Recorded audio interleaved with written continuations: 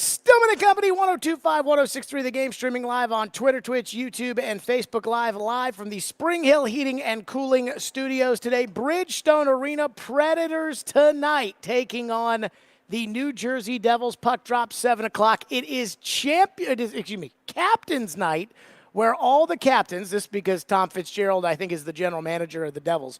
So they got him in town, and they got all the former captains, and they'll all be there to celebrate the 25 years of the Predators and so on and so forth. So good for that. Barry Trotz will be with us at 5 o'clock. And so tonight they take on New Jersey. But I want to start with this. First of all, Ian is here today. Hello, Ian.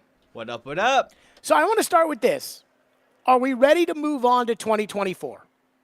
Like, are we officially ready to forget about everything that happened last season and just turn the page? Or do we need a whole nother day of talking about the Super Bowl? I don't know about a whole nother day of the Super Bowl. Look, it was a good game. It wasn't an all-time game. Mahomes is great. The Chiefs are a dynasty. Kyle Shanahan's a pants pooper. I feel like we kind of hit all the notes yesterday. I guess we didn't do enough talking about Tony Romo, because a lot of people are all worked up about him. But I prefer we move on to the 2024 season. So that's what we're going to do. So I asked this question when it comes to the Titans. Where do we start?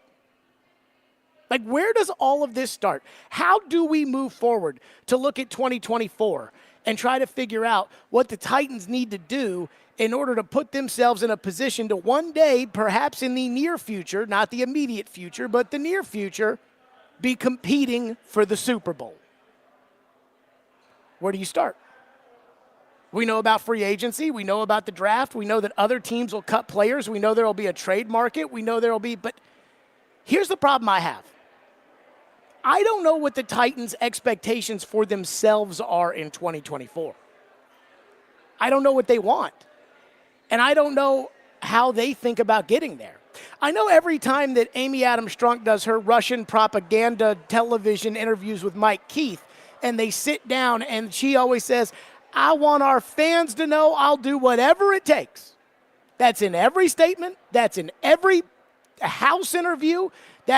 We'll do whatever it takes. Our fans deserve the best. We will do whatever. That's great. But there really has to be a discussion about what do you want right now and how are you going to try to get there. Because no coach, no GM, and no owner would tell the fans, hey, guys, this upcoming season doesn't count. What they will do is they'll say that last season that already happened doesn't count. That's what Rand Carthon and Chad Brinker are trying to do to you all right now. Oh, no, those bad players we picked up? No, that doesn't count. That's Vrabel's fault. Don't blame us.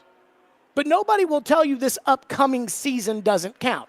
Because if you do that, the coach and the GM will be looking for new jobs, and the owner's got tickets to sell and merchandise and all kinds of stuff. So sometimes they'll hint at it, and sometimes their actions will tell you what they think, like Arizona last year, where they knew that their starting quarterback, who they were financially committed to, was coming off of an ACL tear. But they knew that they weren't going to be very good. But for the most part, most teams in the NFL don't do that. So when it comes to the Titans, who are rebuilding, like half the teams in the league, I just don't even know what their plan is. Like, how do they want to do this? Are they thinking about 2024? Because there are moves that can be made that are 2024 moves. Or are they thinking more about 2025 and 2026? Because, for instance, we'll use Mike Evans as an example. If you're focused on having a good team in 2026, you're not going to pay Mike Evans $100 million. So we got to get to the bottom of what they actually want. Now, again, they won't tell us. They love speaking in generalities. They keep telling you guys, we want to do what's best for our fans. And maybe that gets you guys excited, but it doesn't actually give us a roadmap as to when they plan to compete and how they plan to compete and go about it. So I can just tell you what I want them to do. I can't tell you what they're going to do. I can tell you what I want them to do. I want the Titans to try to win in 2024. I want them to think about building this team for 2024. I don't want a half in, half out like it was this past year. I don't want discount shopping because we're saving money for later, Jared. I don't want any of that. I want the Titans to do what's best to make their football team good for next year and to help their young quarterback pop. Because I don't know if you guys looked at the last era of the AFC, but there were only 3 teams that competed for the Super Bowl on a consistent basis. Brady, Manning, and Roethlisberger. And it sounds like there's probably only going to be 3 or 4 QBs in this era, right? And one of them's in Kansas City, one of them's in Cincinnati, one of them's in Buffalo. So if you want to compete with those guys, your quarterback has to be as good as they are. And usually you'll figure that out midway through year 2. Is probably when you'll be able to decide what you have. But if their goals are different, then that changes, right? The entire offseason is different. And I'm talking about what I want. I want the Titans to go into free agency and say, okay, let's look at the offensive line. We're going to have to spend $40 million in cash this year on the offensive line. We're going to have to spend $30 million in cash at receiver. We're going to have to spend on defense $50 million in cash. Like, that's what I'm talking about here. Like, that's where I'm like, that's what, but that would be for 2024. I'm worried that their goals are different than mine. I'm worried that they're thinking more about 25 and 26. That they're more worried about, well, you know, if we're moving into this new stadium and we want to be good as we move into this new stadium, what we need to do is we need to get in a bunch of young players now, take our lumps, develop them, try to work them through, and then in about 25 and 26, that's where we're going to spend a bunch of money. That's where we're going to make some big trades. That's where we're going to, as people would say, push the chips in. That's where we're going to go for it. And I don't want that. But I am afraid that's what they're going to do. And you would need a general manager who is incredibly naive, thinking that A, his job's safe no matter what, and B, that even if this owner told you to your face that your job was safe, it ain't. Like, I don't know if you've seen how the Titans have been running their operation the last couple of years. She can tell you one thing today, it may not be true tomorrow, and you all know that. But if their goals are for 2025 to 2027 or whatever it may be, then you're not going to deal for a T. Higgins or a Justin Jefferson or a player like that that's going to cost you future draft assets. And I would also, if I were the Titans and I was thinking about the future, I was thinking about 25, 26, 27, and I was worried about that, well, I would then be tempering my spending in free agency. But that's if you're truly invested in rebuilding. If you want to win right now, it's a totally different approach. But again, the Titans don't have press conferences anymore. They only do interviews with the in-house media. They only sit there and ask questions that they want to be asked, and they only give answers that they want to give. They never get pressed. Gentry Estes wrote an entire column about it in the Tennessean today. So we're not going to know what they want. And they don't want you to know what they want. And my guess is there's probably a chance the reason why they don't want you to know what they want to do is because they don't want to pin themselves into the corner of expectations, which is we tell our fans we want to be good in 2024. We're not good in 2024, then they'll get mad at us. Let's not tell them that. When you do something like that, it moves the goalposts, or at least allows you to move the goalposts, right? We want to do what's in the best interest of our fans. We will stop at nothing for a Super Bowl. Team wins 4 games this year. Well, you know, we're trying to build a Super Bowl contender, and these things don't happen overnight. And we've got to, see, it's real easy. You tell everybody, hey, this is the year right here, 2024. We plan on getting back to the playoffs. We plan on being a contender this year. We plan on win 4 games, see what happens. That's why, again, I don't think the Titans feel very comfortable doing outside interviews. Because when they do inside interviews, again, these are, for the most part, preordained questions, friendly settings. It's a lot of, hey, you're doing a great job, Johnny. So, Johnny, tell me, what's the best thing we can do for the team this year? When they say bull crap, they won't get pressed on it. So they're not going to tell us. So again, all I can go off of is what I want. I don't know what you guys want. Because to me, I just don't believe in long, massive rebuilds in the NFL. I don't think that's what teams do. I want to be the Texans. I want to be Jacksonville the year before, where they were picking 1 or 2 in the draft, and all of a sudden some good free agent additions where they paid more money than other people would have been willing to pay, but they add a couple of free agent additions, they get a young quarterback, they build around the young quarterback, they put the young quarterback with a good offensive coach, and boom, right there back to contender status, right there back into the playoffs. So I want to be competitive next year. And so my way about building this football team might be completely different than their way because I don't know what their expectations for next season are. I don't know what their goals for next season are. And it's easy when you don't do any talking to anybody except for your own in-house propaganda network, which is what the Titans executives have decided to hide behind. So before we get into this whole where do we go from here, Jared? Jared, how do we fix the team? Jared, what do we do with this? Jared, what do we? The question has to be asked, what do you want? What's your goal? What's your plan? And don't tell me, my goal is to win the Super Bowl one day. Well, no duh.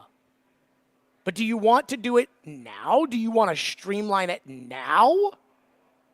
Or do you want to wait, bide your time, save your money, prepare for your new stadium? You guys tell me. 615-737-1025 is the phone number, 615-737-1025. So again, step one in this whole process is deciding what you want your team to be. Like, what kind of identity do you want? And then when do you want to start building for that?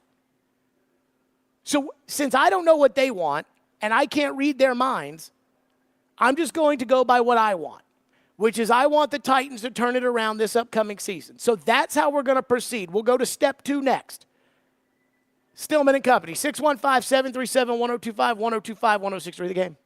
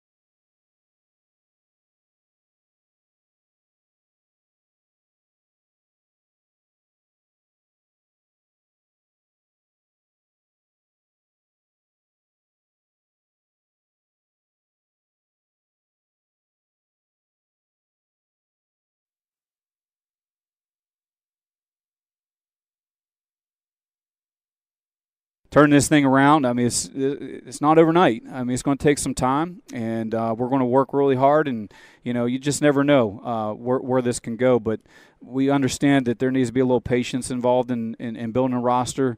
It's going to be focused, methodical approach where we're trying to get first downs before we get touchdowns. But with maybe our quarterback develops into one of the great young stars of our league. You just never know what can happen. And at the end of the day, Rand and I talk about this all the time. When you come into an organization, you identify what needs to be fixed. You hire the best before anybody else does, and you develop an obsession with winning immediately. That's what we get paid to do, is to win. So that's there's no – as we approach this season, we're doing everything we can to assemble a roster to allow us to compete at the highest level. Chad Brinker, on one hand, says, you got to be patient with us. You got to be patient. We're not going to build this overnight. We want to score first downs, not touchdowns. I don't know what that means in terms of roster building. You guys can, again, make of the bull crap whatever you want. And then on the other hand says, but we have to win and win immediately, and we are paid to win, and we know we're paid to win, and we've got to win. Again, those are two totally different things. If you're telling me, hey, be patient, it's going to be a methodical approach, then that means you're probably not going all in this offseason. And then, so the first step is, what do you want to do? And I said, for me, I want to try to be good in 2024. I want to try to be the Texans. I want to go and be smart in free agency, but get good players, pay top of the market money if I need to in order to make sure that I have holes that are fixed. And I want to develop the young quarterback, and I want to get him protection, and I want to get him weapons, and I want to go from there. Knowing that there's a chance you may not make the playoffs next year, knowing there's a chance that he could pop midway through next season and you're on your way for the next 15 years. But that's what I would do. So today I was wondering, everybody keeps talking about how much money the Titans have to spend this offseason. Does anybody actually have a clue how much money it is? Because I remember, Ian, you remember all the talk about $100 million in cap space. Mm-hmm. Has anybody seen those websites? Because those websites don't say $100 million in cap space. Thought it was like 60. Some people say it's like 67. Some people say it's like 80. Some people say. So I'm going to tell you how much money I think the Titans have. In 2022, according to the NFLPA, the Titans spent a total of $221.7 million. Again, the number there is 221.7. As of right now, according to Spot Track, the Titans have committed for next year $119.5 million. The difference between those two numbers, and again, I'm using what they spent in 2022. The difference is $102 million in cash. Now, I cut Andre Dillard. You still have to pay him $3 million for next year.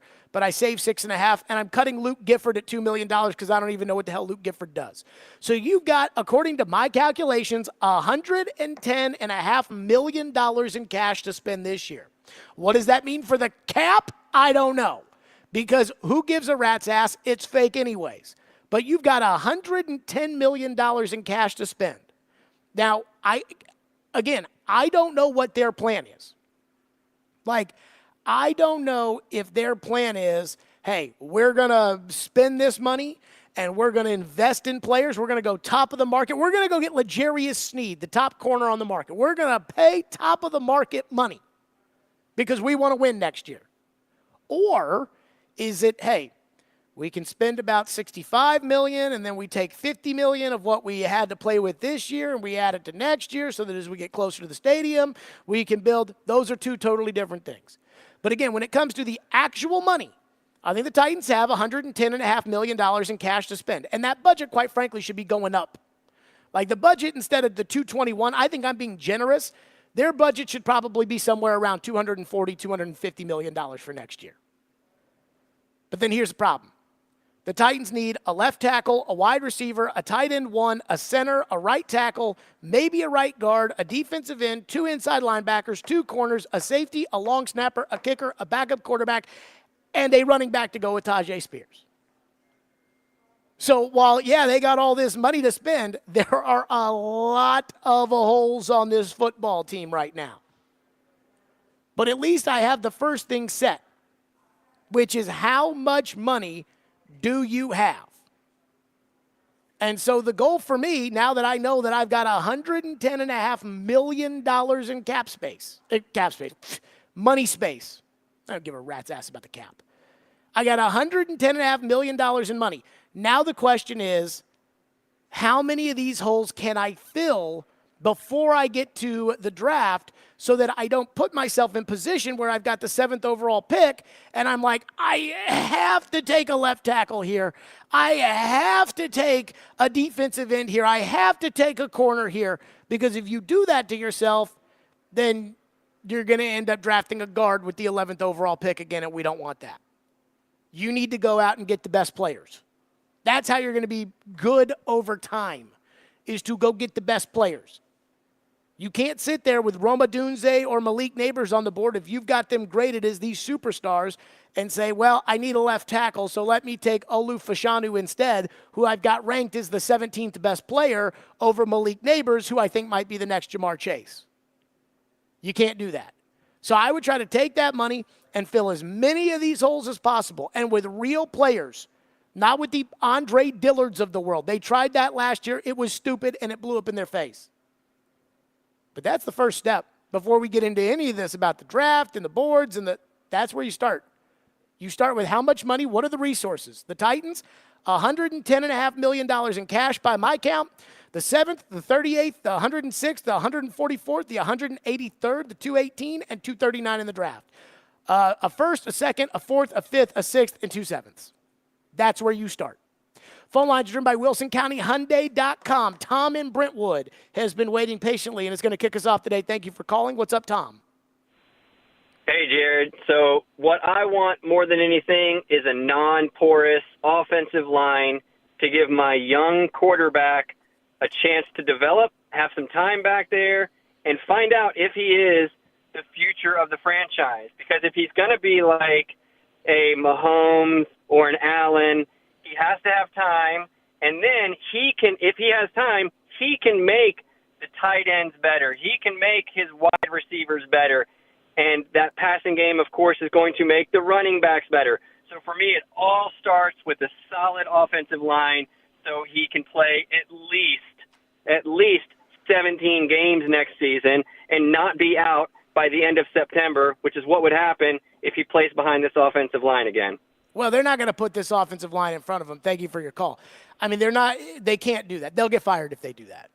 Like, again, I know that they want to talk about what things are going to look like in 5 years. This is the NFL. The odds of them being here in 5 years, regardless of who they are, the odds of that are not very high. Secondly, the odds of them doing that if they try to go, discount on the offensive line again are almost zero. So they're not going to put that same terrible offensive line in front of them. I agree.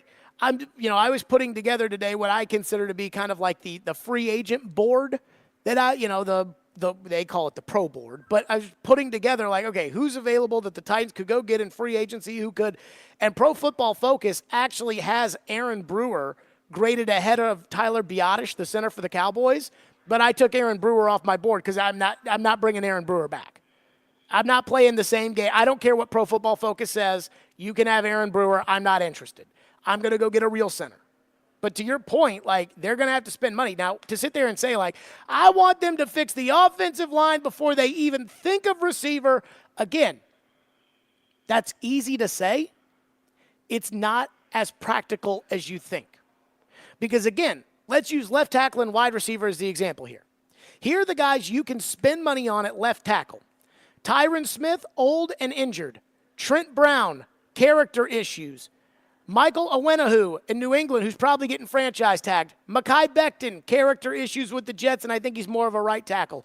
Jonah Williams in Cincinnati, not very good. Donovan Smith, injured and not very good. Now, wide receiver, what about Mike Evans? When I just went over those left tackles, I didn't mention anybody who's the kind of player like Mike Evans is.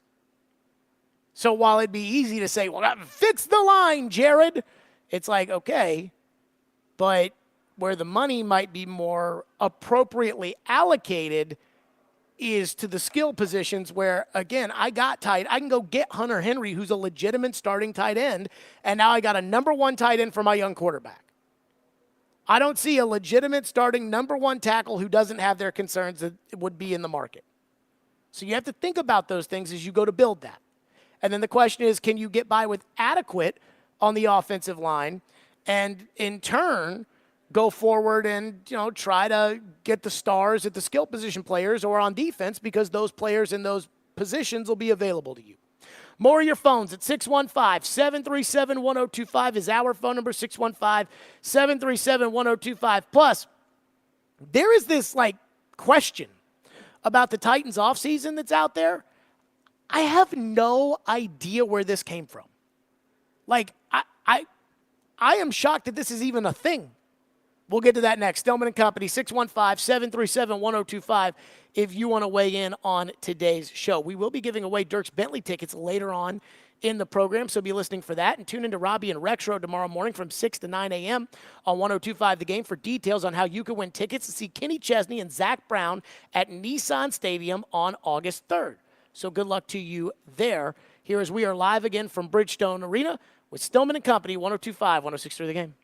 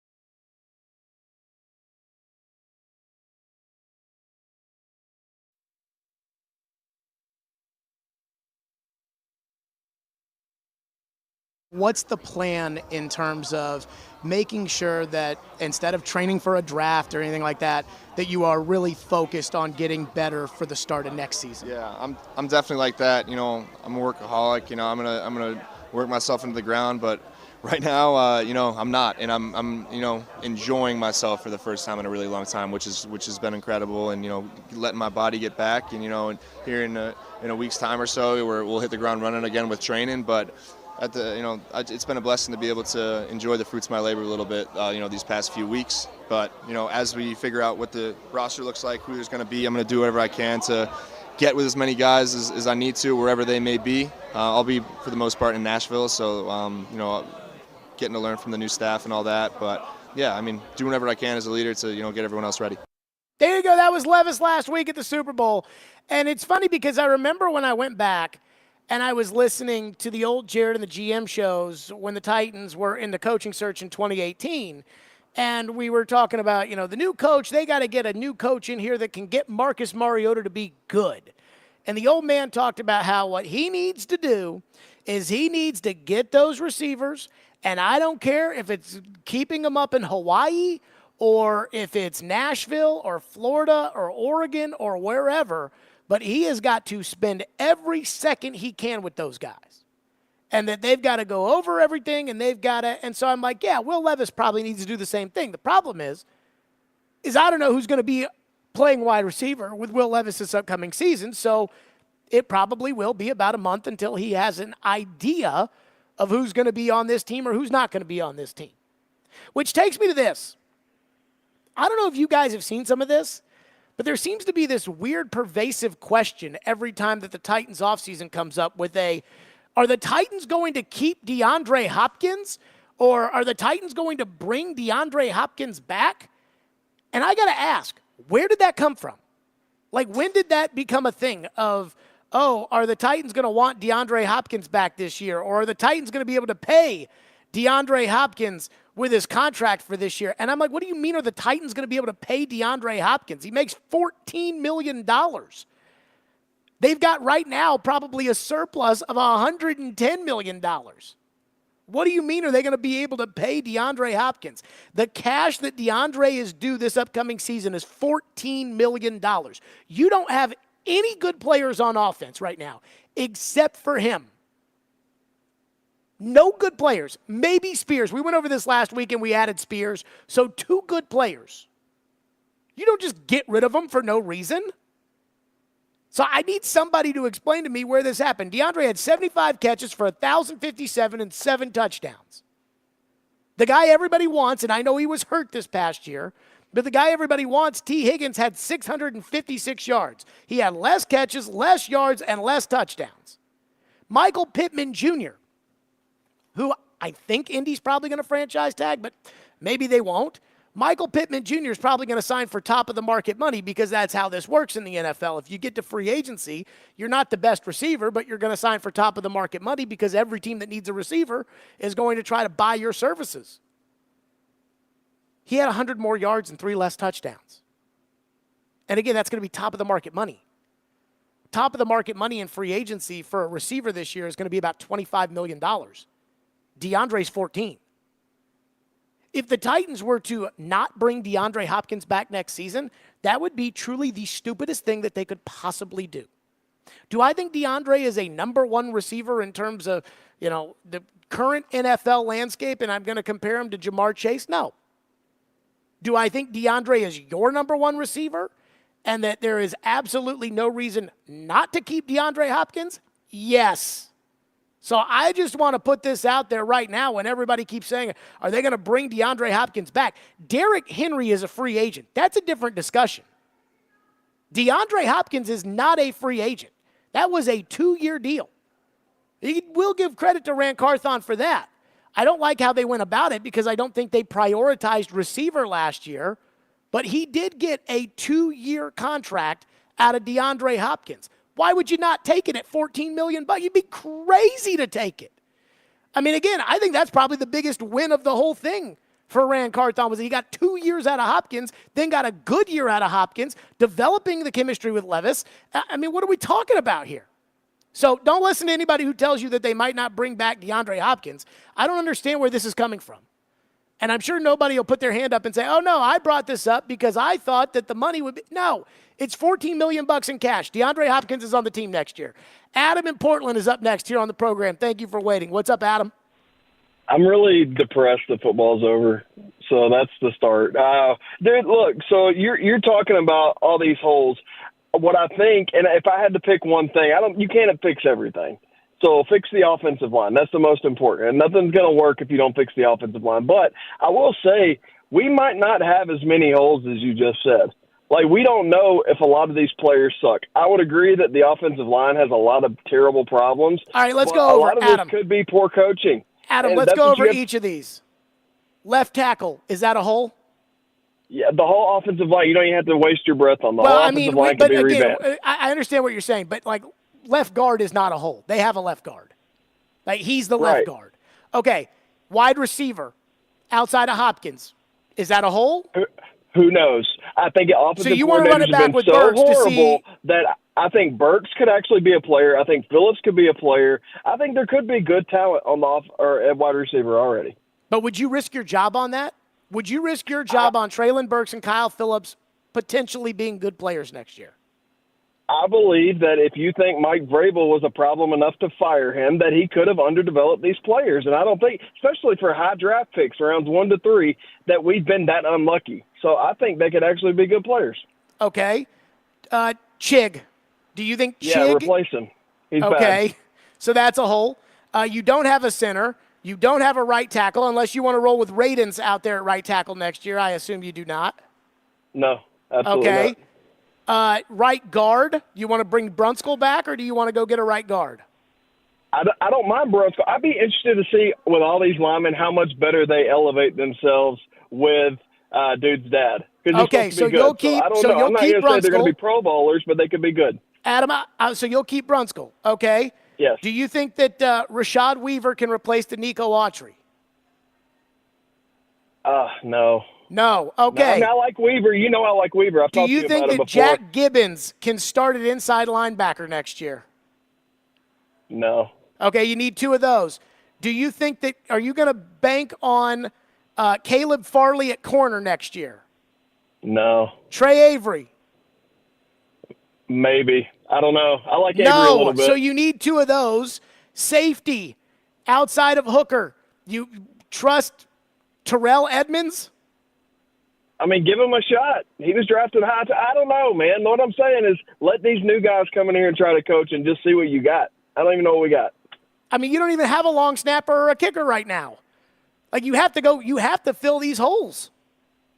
Yeah, I understand that, man, but you can't fix everything. We need $300 million. We got $100 million, so you got to prioritize it. And all I'm saying is you may have some diamonds that you didn't even know you had. That's my point. So I appreciate your call, Adam. The whole justification of what I was trying to do there was trying to point out the idea of what he's talking about doing is what they did last year.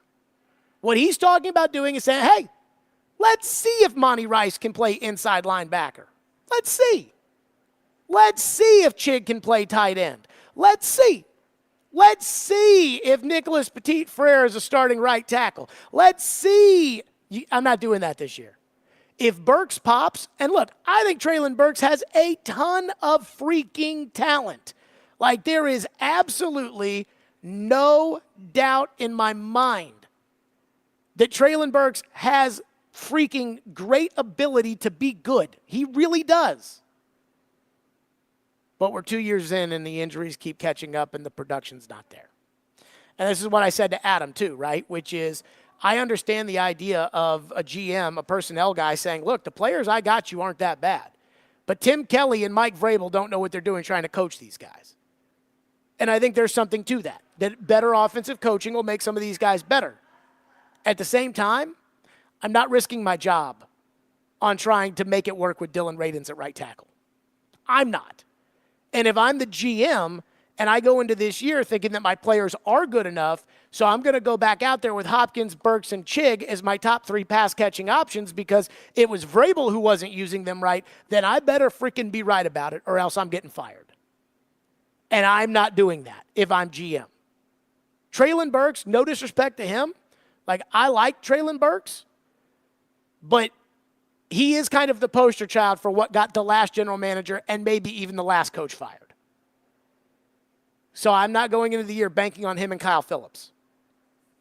I'm not sticking, I'm not going into the year saying, okay, at corner where you need 3 in the NFL to start, well, John Murphy Bunting's a free agent. Christian Fulton's a free agent. So I'm just going to roll with Trey Avery and Caleb Farley and hope that he comes back and play. I'm getting fired if I do that, and I'm not getting fired. More of your phone. 615-737-1025 is our phone number if you want to weigh in. 615-737-1025. Stillman and Company. We continue along live from Bridgestone Arena where the Preds have Captain's Night tonight against the New Jersey Devils. And be sure to tune into 94.9 The Fan tonight as Vanderbilt men's basketball takes on Texas A&M at home. Pre-game's at 5:30. Tip-off is at 6, with coverage also available on the 94.9 The Fan app and at 949thefan.com.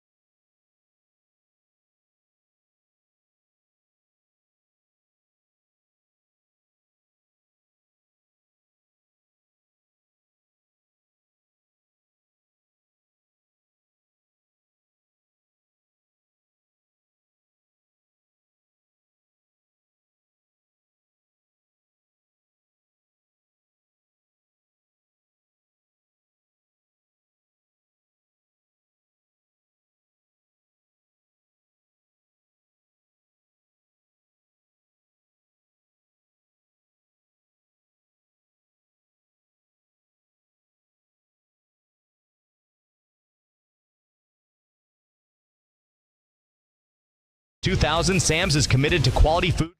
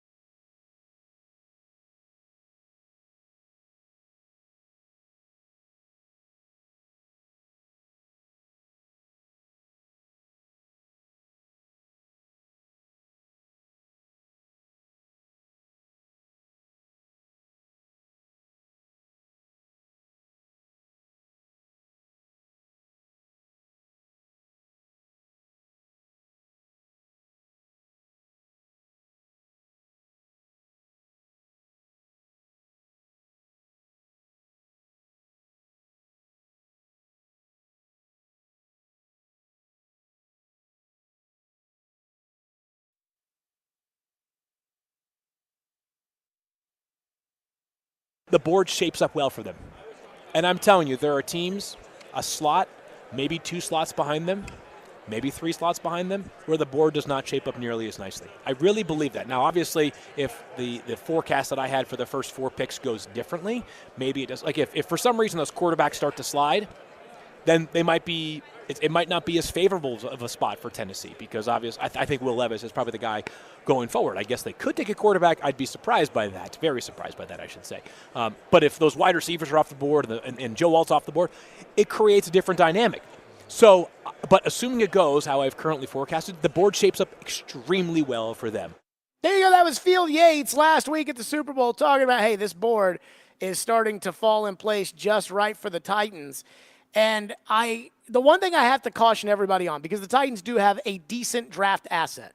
They don't have a great draft capital, like they don't have 4 picks in the top 100 or anything like that, but they do have the 7th pick, which has a lot of value.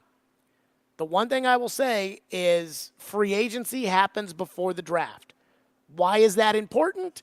Because if the Titans look at left tackle and they see Tyron Smith, Trent Brown, Michael Owenu, who's probably going to get franchised by the Patriots, Mekhi Becton, who's got a weight problem with the Jets, Jonah Williams, who kind of sucked in Cincinnati, and Donovan Smith, and they say, well, we'll just use the 7th pick on a tackle, and Joe Alt goes at 5, now what are you going to do? I mean, now you're stuck, right? Now you gotta do something. You gotta take somebody because you don't have. So as easy as it would be to sit there and try to add everything up and to say, well, this guy's over here, this guy's over, we can draft this guy, and we can draft this guy in the 2nd round. You have no idea if those guys are going to be there. And you've got an idea of where you think they should go, but that doesn't mean that that's what the other 31 teams think. And that is something that the Titans have to pay attention to. Back to your phones, as promised. 615-737-1025 is our phone number here on the program. One texter into the text line says, wins will attract free agents, so the Titans need to win in order to bring money in that will justify the spending. I mean, I'll say this. You want players, you buy them. You know, when we had Tony Khan, the chief football strategist for the Jags, i.e. Daddy's boy, when we had him on the show last week, in his what felt to me like a hazed deposition, I was asking him about the Christian Kirk deal. Everybody crushed Jacksonville over the Christian Kirk stuff, right? Everybody was like, oh my God, I mean, how can you pay Christian Kirk $18 million? And he's actually been pretty good for them. And he's been their number 1 receiver when he's been there.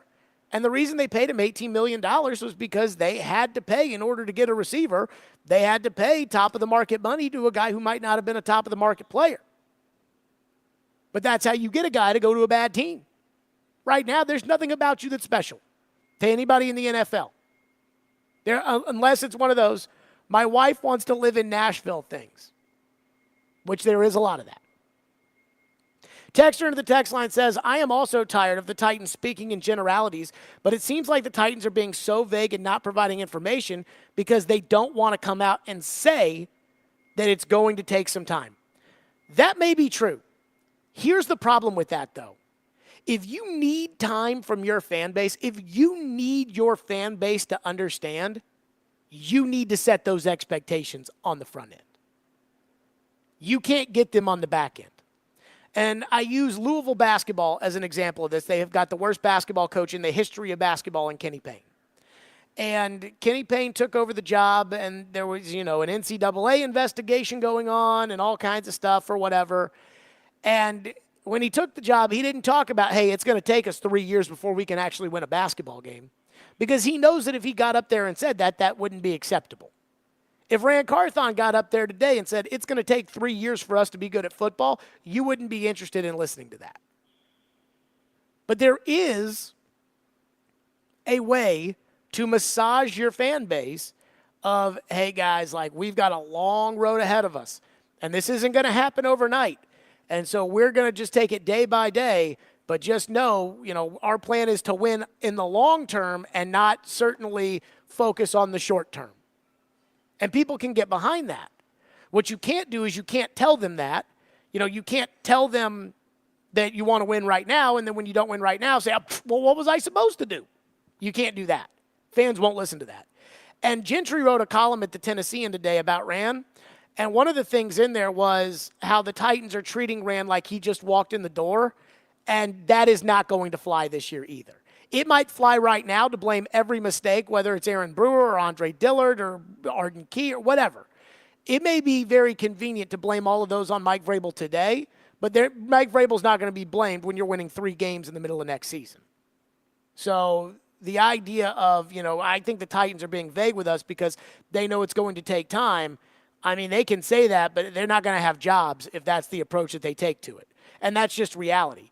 And the owner might have told him straight up, hey, I understand this is a 5-year plan. But would you trust this owner with a 5-year plan?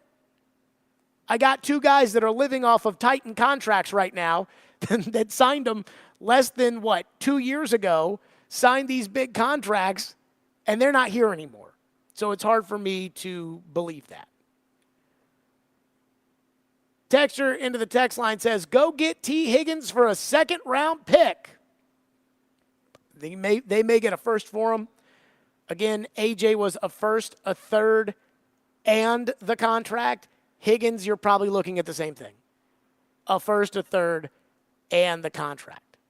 One texter says, Jared, I feel like when you say the cap isn't real, you really mean the player contracts aren't real because that's what restructured to manipulate the cap to make it work is. Fair to say. No. When I say the cap's not real, I mean that it doesn't stop you from spending money. The reason that teams have the cap is so that when an owner doesn't want to spend any more money, they can do what the Titans are doing when justifying their lack of spending last year, and they can say, well, John Robinson screwed up the cap. That's great, but if the Titans had redone Ryan Tannehill's contract, or they had redone Derrick Henry's contract, or they had done a number of other things, they could have freed up more cap space. They could have done whatever they wanted to do. Void years, redo contracts, they could have done whatever. But they didn't want to. So they didn't. That's the point of the cap. The point of the cap is to allow the teams that want to spend money to spend it, like Buffalo, like Baltimore, like Cleveland, like the Jets. And then the teams that don't want to spend money, it gives them the way of just kind of, oh, yeah, I mean, God, I wish we could do better than Andre Dillard, but we got the cap. That's what I mean. Texter says, why does everyone say they want a Josh Allen? Allen hasn't proven anything to me. That's ridiculous. You're crazy when you say that. Josh Allen is a top 3 quarterback in the NFL right now, which is unbelievable. Michael says, I guess PFF grades don't take into consideration when your center is the size of a large tight end. So I have purchased Pro Football Focus because, again, when it comes to all of this stuff, like the rankings and things like that, I think it's good for me to be able to see, okay, this is what they say this should be, and then I watch a guy play, and if I think the guy's good, then I'll take it into consideration, and if I think the guy's bad, then I won't. So it makes it easier for me. Like I was looking at Derrick Henry's Pro Football Focus stuff, and it's actually pretty good, which I was surprised by. I figured the analytic websites would hate Derrick Henry. Pro Football Focus actually, I think, really likes Derrick Henry. But again, I'm with you. I don't know what they're getting on this Aaron Brewer thing. I have never been interested in a center that can't snap the ball. Unbelievable. 615-737-1025 is our phone number, 615-737-1025. Coming up next, there is a little nugget on a story that I think could be a humongous deal with the NFL offseason. Like right now, it's simmering. But they turned the heat up a little bit today, and this may come to a head. We'll get to that next. Stillman and Company, live from Bridgestone Arena. Again, it's Captain's Night for the Predators, 102.5, 106.3 The Game.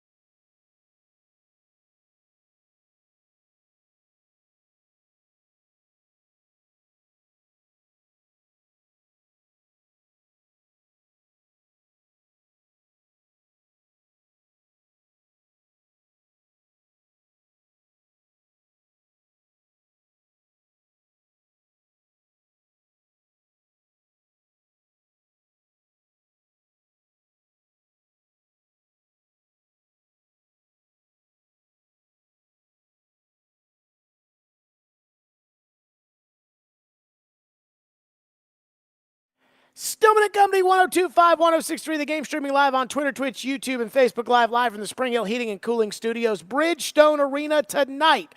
The Predators take on the New Jersey Devils, 7 o'clock, right here on 102.5, 106.3. The game. This is a big one.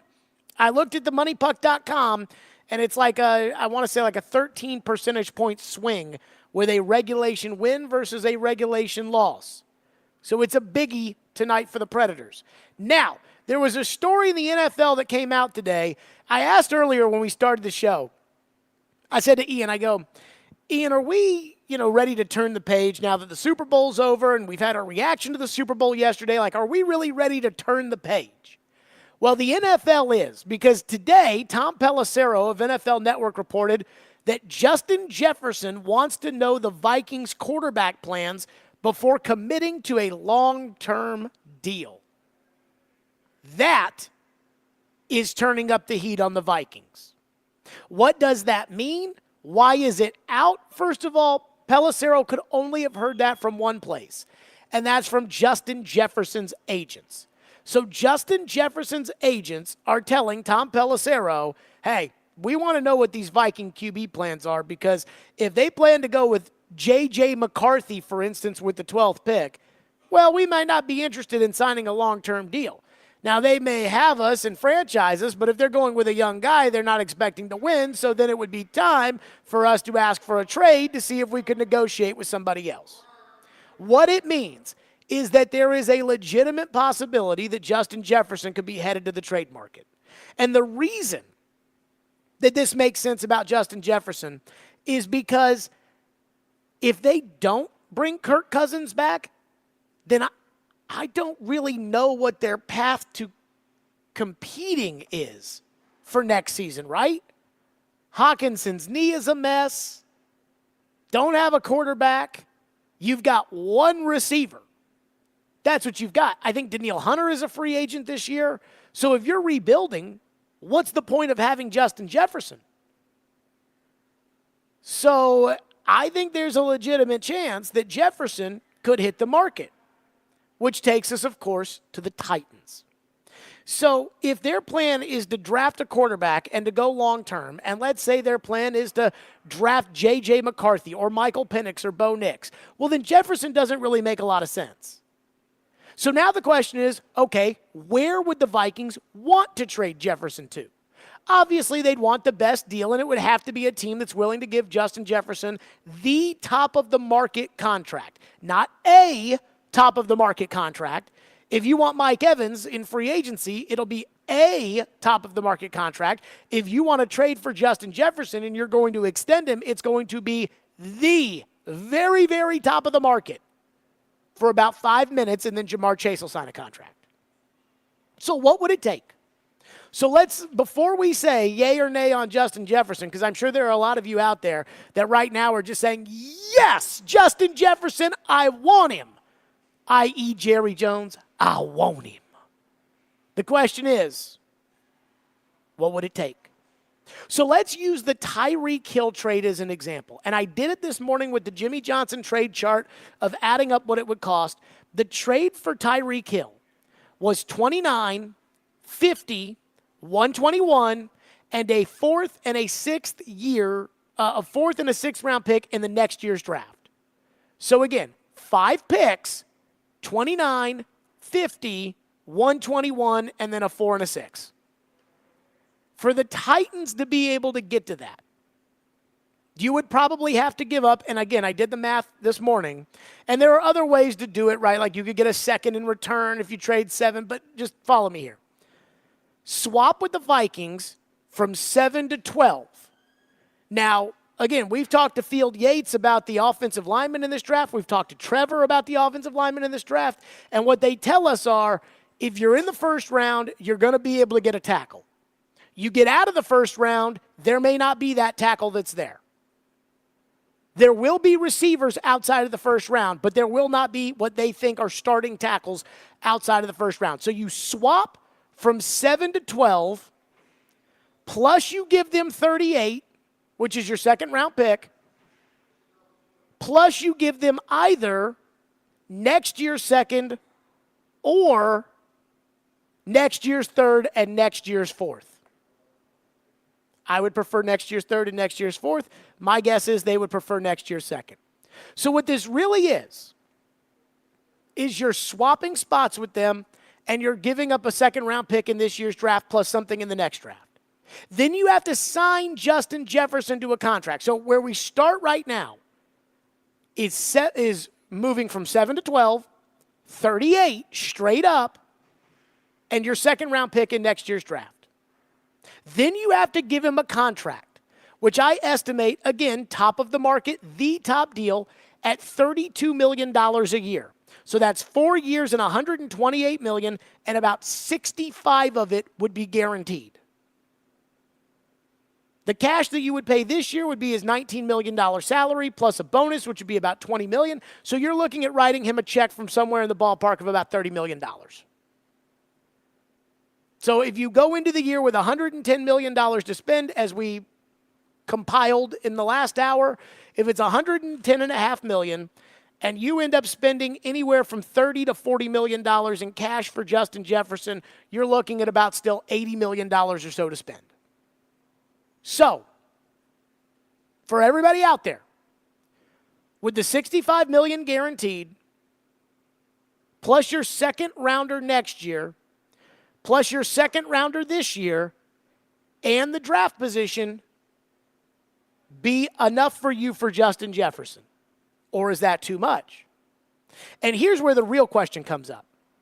On one hand, I've got a, let's just say, $30 million check that I've got to write to Justin Jefferson, and a second-round pick in next year's draft, and a second-round pick in this year's draft.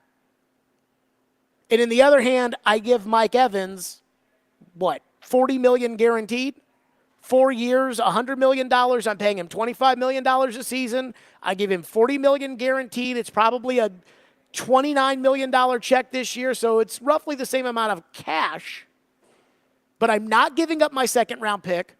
I'm not swapping position from 7 to 12. I'm not doing any of that. Which one would you rather do? That's the question that's facing the Titans. What are you better off with? Are you better off with Mike Evans, plus your choice of tackles with the 7th pick, plus the player you'll draft in the second round this year and the player you'll draft in the second round next year? Or are you better off with Justin Jefferson, who is entering the bulk of his prime? And I don't know the answer to that. But that's the difference between the two. Because I think Justin Jefferson is hitting the market. I think Justin Jefferson, I do not see how the Vikings could go into next year as contenders. I don't see the point of keeping Justin Jefferson unless you sit down with Justin Jefferson, if you're the Vikings, and you say, hey, we're going to be really bad, but we're only going to be really bad for 2 years.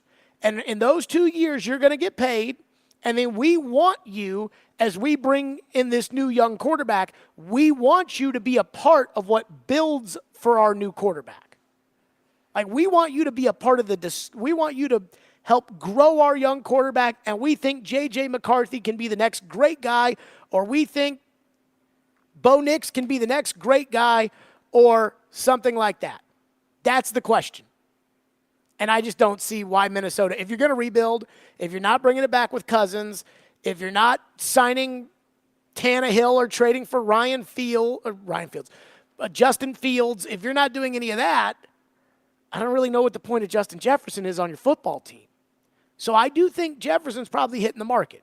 If Jefferson hits the market, they most likely will want to send him away to an AFC team that they won't have to deal with, worry about, those kind of things.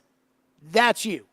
They'll have to send him to a team that's got the money and the cash flow to be able to give him a top-of-the-market contract today.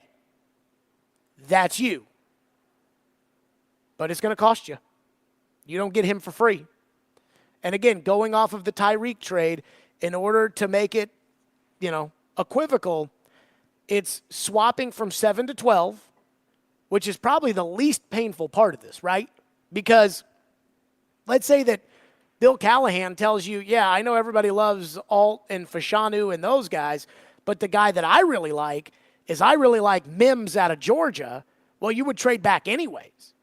So that is the least painful because you're not losing a player. Now you're losing the quality of the player, but you're not losing the player.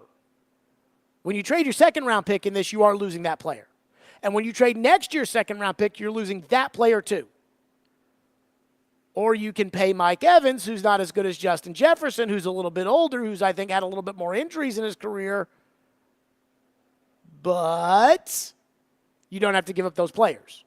And then you have to pay Mike Evans a ridiculous amount of money in order to make sure that you get him.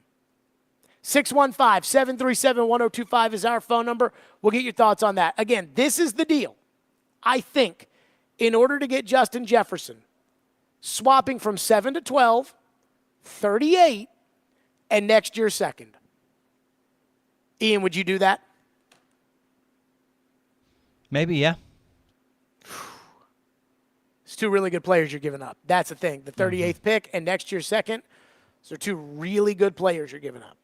615-737-1025 is our phone number, 615-737-1025. We'll get to your phones on this. And again, what Justin Jefferson had to say last week about when he's expecting a contract. And last week, all of a sudden, the narrative's changing a little bit. We'll do that next. Stillman and Company, 102.5, 106 through the game.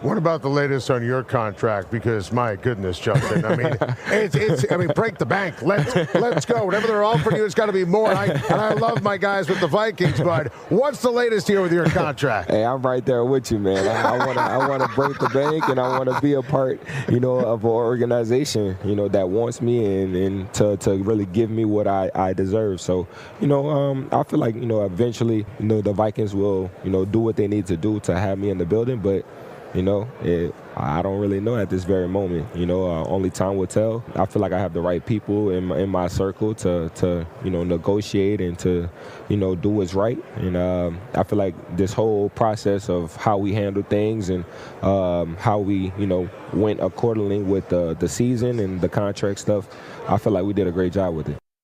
That was Justin Jefferson last week on Mad Dog Sports Radio talking about his contract. Somebody texted in when it comes to Jefferson, phone lines, by the way, driven by WilsonCountyHunter.com, and says, why would Justin Jefferson agree to go to a team like the Titans with an unproven quarterback?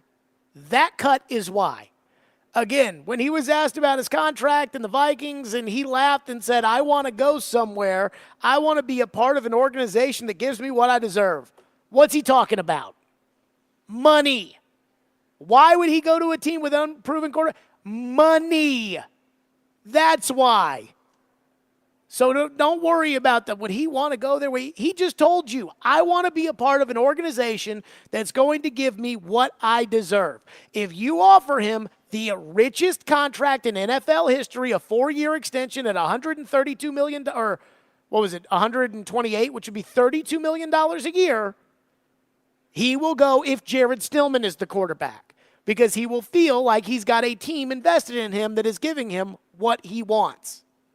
So that's a part of it. Again, just based off of the Tyreek Hill trade, in order for the Titans to make a similar trade to get Justin Jefferson, the deal would be a swap of picks from 7 to 12, the 38th overall pick in 2024, and next year's second-round pick, and then you've got to give him the 4-year, $128 million extension. Ian says he would do it. Couple of seconds, a swap back, five picks back in 2 seconds, pretty much, right? Yes. And one of them is not for this season. It would be the following season. Correct. And you have a wide receiver 1. Yes. That is hard to find. Correct. That you've been searching for. Yes. I would highly consider it. Yeah, I think I might. Here's the other thing, too. What the Titans could do at 12 is they could probably trade back again. Now, try and recoup one of those seconds or a third? Yeah, the problem with that is now you're really, we're talking about going from the position to be able to draft Brock Bowers, Roma Dunze, Joe Alt, to putting yourself in a position to where you can still probably draft Olu Fashanu or, one of these other tackles that's there. And now you get out of 12, and let's say you move to 26, now you may not be able to get that tackle that you want, but you would recoup those picks. I think that I would probably do it. See, this is where how you grade your draft is really important, right? Because if you think that Roma Dunze is going to be better or Malik Neighbors is going to be better than Justin Jefferson, then you don't do this because you would say, well, I could just draft it and pay the guy whatever the 7th pick makes. But if you also think all those guys will be gone before you pick, it is very complicated to try to decide if you want to do that or not do that. One texter says Brandon Ayuk might be available. He would be cheaper and would probably cost less draft capital. So here's the thing about Ayuk. Number one, I don't think Ayuk is going anywhere. I think Brandon Ayuk is the number 1 receiver on the San Francisco 49ers, and that means that they probably value him at this point, I believe, more than they value Deebo Samuel. Should they? I don't know. But I do think they view him as the true number 1 receiver of that team. Also, George Kittle is constantly playing through injuries. So I think the one guy that they, see as kind of a young, not injured, McCaffrey gets injured, Samuel gets injured, it's Ayuk. And the last thing you're going to do if you're San Francisco is get rid of Brandon Ayuk. Now, does that mean that Brandon Ayuk's happy right now about not having a contract? Probably not. But I don't think San Francisco would have any interest in trading Brandon Ayuk. And what did San Francisco show us when it came to Deebo Samuel that the Titans were not willing to do with A.J. Brown? They were willing to play hardball, and they did, and they got the deal done with Samuel. So I expect that this Ayuk chatter and, is he available, is he not? I think that that's probably more hardball than anything. I don't think that a team that thinks they're on the doorstep of the Super Bowl, and they are, I don't think that that team is getting rid of its number one receiver. Jefferson, Minnesota, it looks like they're going through a full rebuild. That's the difference between the two. Brett says, Jared, you often talk about draft picks as if they're lottery tickets. So 2 second-round picks are 2 very good opportunities, but not necessarily great players. I would rather have Justin Jefferson, just like I'd rather have A.J. Brown over Treylon Burks. So, yes, but at the same time, you need your second-round picks to become good players. That's why John Robinson got fired, is because he was lighting those things on fire by drafting Dylan Radins, who wasn't ready 2.5 years after being drafted. I mean, you need good players in the second. Those are good players you're giving up. They are supposed to be good players. And the one thing that I never do, and a lot of people said this over the years about the first-round picks, they said, well, the Titans can't draft in the first round anyway, so who cares? And I'm like, right. But if you think that you can't draft, then you need to fire the general manager. And if you're the general manager and you think that you can't draft, if you think, man, I don't think I can find good players in the second round, then you're going to get fired. Now, there's a difference here, though, about the second. The question is, how many good players are there in the second round? This is why your draft board is so important. This is why the general manager needs to go to the Senior Bowl. You need to know what's there. You need to know, hey, we've got the guys that are ranked, and again, I think the Titans' second pick is 38th. The guys that we've got in the range from 25 to 55 are all going to be this kind of player. Okay. Is that worth giving up on? You have to have done your homework ahead of time to be able to know that. Skeeter says, as a Vikings fan, we are not getting rid of Jefferson. We traded Diggs to go all in on JJ, and the GM and the head coach like Jefferson, and it will get done because they want to make him the piece to build around, which is the way that they traded for TJ Hawkinson and then drafted Jordan Addison. Maybe. But if that's the case, what's the Vikings' path to a quarterback? They have no succession plan in place. It's not like they had drafted somebody like Will Levis for, perhaps behind Kirk Cousins so that when it was time to transition from Cousins to a Levis or to somebody that person was there, they thought Kellen Mond could be that guy. He wasn't. Jaron Hall sucks. So there's no succession plan in place. So that would leave you with re-signing Cousins. I don't know what that gets you. Justin Fields in a trade, perhaps? I don't know. I think Fields is going to be wanted around the league. I'm not a huge Fields guy, but I think that a lot of teams are going to want him. So trading for Fields, but I don't know how excited that would get me. Bo Nix, Michael Penix, or J.J. McCarthy. I mean, that's kind of where they are. And so if you draft J.J. McCarthy, are you then saying, okay, we're going to put Justin Jefferson around him and pay him $1 gazillion? That would make some sense.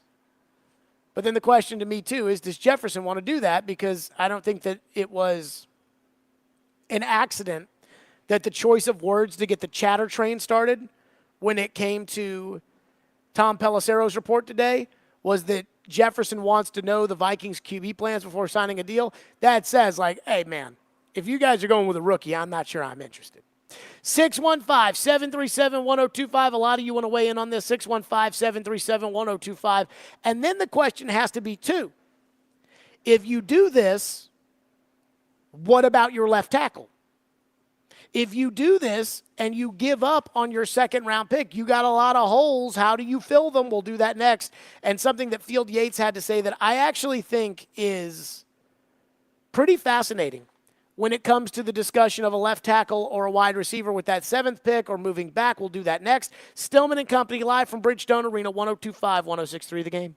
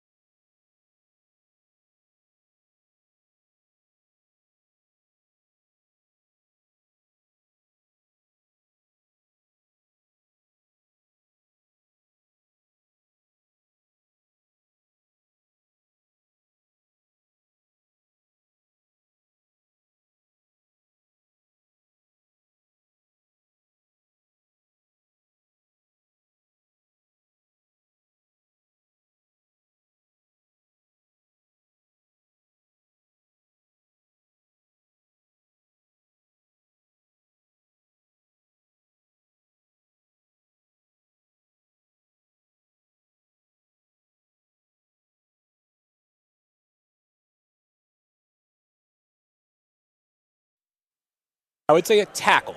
It is deep, but the cliff comes a lot sooner than a wide receiver, right? So I think there's maybe 7, 8, 9, maybe 10 tackles that can be first-year starters in the NFL, and candidly, 9 and 10 might be more like it's going to take a full year to get those guys to be where you want them to be at, all right? At pick 37, is that correct? I think 38. 38. It's always weird because the NFL, you don't have the exact same slot in the first and second round if you have a tied record, et cetera. So they can hit at wide receiver at 7 or at 14, and like 38, 39, like there's going to be an awesome wide receiver available there. Like I have little doubt about that, right? Like Ladd McConkey from Georgia, guy was borderline uncoverable down there at the Senior Bowl. You've got Adonai Mitchell from Texas. He's probably going to go in the first round, but Xavier Worthy, his teammate from Texas, is going to be there. We don't know. It's hard to forecast past about the first like 8 or 9 picks here, but there are going to be guys that have a real chance to be year one starters at wide receiver that will be there at 38, 39. Tackle, I think there's a chance that 7th, 8th tackle is there, but the risk you run in bypassing a tackle in the first round is that it's not a guarantee. Like those tackles could just fly off the board because a lot of the teams that want to win right now that are already in the playoffs actually have bigger gaps at offensive tackle than you might realize. That was Field Yates on our show at the Super Bowl, and then he was talking about the Bengals following that, saying they need a right tackle. So the good teams need tackles. Kansas City needs a left tackle. Donovan Smith is a free agent. He's up there in age. He's not even that good. So, again, when it comes to this idea that we're talking about and trading for Justin Jefferson, that swap is really important, that you're not just giving up the 7th pick, which, by the way, would be more valuable than anything that Kansas City gave up in order to get Tyreek Hill, the sum of the parts. So, excuse me, that Miami gave up to get Tyreek Hill. So here's what I would say about what Field said that's really important, which is there's about 8 starting tackles in this year's draft. It is more likely to him that you can get a starting receiver with the 38th pick than it is that you can get a starting tackle with the 38th pick. Here's what I've looked at on the board as far as left tackle's concerned. This is the free agent board, by the way. Tyron Smith of the Cowboys. Ian, doesn't he have injury problems? I think so, yeah. So he's getting up there. He's not only does he have injury problems, he's getting up there, but I feel like maybe this just adds to my head about, how injured he is or isn't. I feel like he wears the biggest, thickest knee braces and elbow braces and everything out there when he plays. He looks like Barry Bonds going to bat. So Tyron Smith kind of up there in age. Trent Brown of the Patriots, he's got character issues. He doesn't give a rat's ass about football. He only cares about getting paid. He can't stay in shape. I'm not interested. Michael Onwenu of New England, who's going to get franchised. Mekhi Becton, who's more of a right tackle. He's got character issues and weight issues. Jonah Williams of the Bengals, who kind of stinks. And then Donovan Smith at Kansas City, who's more of a Band-Aid than anything. There's not a guy in free agency that the Titans can sign that can be the answer at left tackle. There's not a single guy, which means that it has to come from the draft. So if you swap and you move to 12, to Fields' point, you can still get a tackle. If you move out of the first round or now all of a sudden you're probably not getting the starting tackle, and as much as I don't want to go into a draft and say, you have to draft this position, it does feel like they probably have to draft the left tackle position in the first round if they want to get a starting left tackle. The other option that's out there is apparently not a very popular one, which would be moving Skoronski to left tackle. I mean, again, if your options are, let's say that the Titans end up in a spot where they're picking at 7 and Alt goes off the board, because I have heard, well, I'll save this, but I did hear something at the Super Bowl that the Titan fans that are obsessed with Joe Alt are not going to want to hear. But if Alt goes off the board and you're picking at 7 and these other tackles are, ranked on your board at 14 and 22, and what do? Now what do you take the 14th best player with the 7th pick? Because who's going to play left tackle? And at that point, Ian, if it's Tyron Smith, Jonah Williams, and Donovan Smith, or Skoronski at left tackle, what would you feel more comfortable with? Probably just keeping Skoronski at guard. Really, and signing one of those guys? Mm-hmm. I don't know, man. I mean, there's no long-term upside with that. But, again, it is starting to look like the Titans are going to have to take a left tackle. But we're not sure Skoronski is a long-term upside for tackle. That's the only thing. That is true as well. Cedric is up next and has been waiting patiently here on the program. Thank you for calling. What's up, Cedric? Hey, man, so why do we bring in Callahan if we just have to go Bill Callahan, if we just have to go get this, stud tackle at number 7? That's not why I called. Listen, man, you're talking about the Tyreek Hill trade. Why are we not referencing the A.J. Brown trade, man? Well, let's swap picks and give up our 3rd round and get Justin Jefferson, just like the Eagles did to us. This is a very similar situation, and that is what I would be trying to do if I am Rand Carthon, and as they say, let Rand cook, baby. So you want to give up the 7th pick and a 3rd rounder, which you don't have, by the way, for Justin Jefferson straight up? No, we swapped picks with the Eagles and the 3rd round for Justin Jefferson. That's what I want to do. So you're talking about swapping with the Vikings, going from 7 to 12. Yes. And on top of going from 7 to 12, you're going to give up a 3rd rounder, which you don't have. Yeah, give up a 4th rounder. I mean, I don't care. To get Justin Jefferson, absolutely I'm doing that. Yeah, they're not going to do that. Why not? Because there's not enough value there. Dude, I mean, we did it. I mean, they may have a boneheaded GM just like we did. They gave you a first-round pick straight up. They gave you a first and a 3rd. You want to swap, which I believe the distance between 7 and 12 is like equal to a high second-round pick. We swapped with the Eagles. That's what I'm telling you. We swapped picks with them in the 1st round. You did not swap with the Eagles. The Eagles gave you the 18th overall pick, and they gave you the 100th pick, and you gave them A.J. Brown. Okay. I mean, I would take that. For Justin Jefferson, I'm taking that. Right. The problem is that you don't have those things. I hear what you don't have those things, Cedric. Man, you got to let Rand cook. He's going to go get them things. Get us something like that, Jared. You know what I'm saying, man. All right, I'm telling you how to do it. I'm telling you how to do this. That is how to do it. Cedric, thank you. I am telling you how to do this. If you want to do it, you have to swap picks with them, and you have to give them 2 second-round picks. The Eagles gave you, first of all, the trade for A.J. Brown is not going to be the same for Justin Jefferson. Justin Jefferson is going to cost you more because Justin Jefferson is a better player. Justin Jefferson is the number one receiver in the NFL. And if he's not the number 1 receiver in the NFL, he's on a very, very short list. It's going to cost you more than A.J. But again, with A.J., and I think I looked this up today, the total was somewhere around 1,000 in terms of the value points that they got. That's, again, about the value of what I'm trying to give you without just giving up your first-round pick. If you give up your first-round pick, you're already paying more than Tyreek Hill was paid for. Like, if you give them 7 for Jefferson, they have to owe you something else because the value is much higher than the value for Tyreek Hill. But you want me to trade the 18th pick and a 3rd-round pick in order to get Justin Jefferson, and the truth is Jefferson's going to cost more than that, and I don't have the 18th pick. I have the 7th pick, and not only do I have the 7th pick, but I don't have a 3rd-round pick to make that deal. I can't just make a deal out of things that I don't have. It's not that simple. I know you want to undo the A.J. deal by doing the same thing that you want to go back and undo the A.J. deal. That's not how this stuff works. The resources you have are the resources that you were given. One texter says, which offensive lineman on the Titans roster benefits the most from Bill Callahan's hire? Could he get the most out of Nicholas Petit-Frere, Peter Skoronski, or somebody else? So last week we had Trevor on, and the answer is Skoronski, right? Like Skoronski's a starter. So that's going to be the first answer. I asked Trevor if any of these other guys could be coached up by Bill Callahan, could be good enough to be coached up by Bill Callahan. And he said maybe Petit-Frere, which kind of makes me sick to my stomach because I think Petit-Frere sucks. I would argue Radins. They would know better than I would.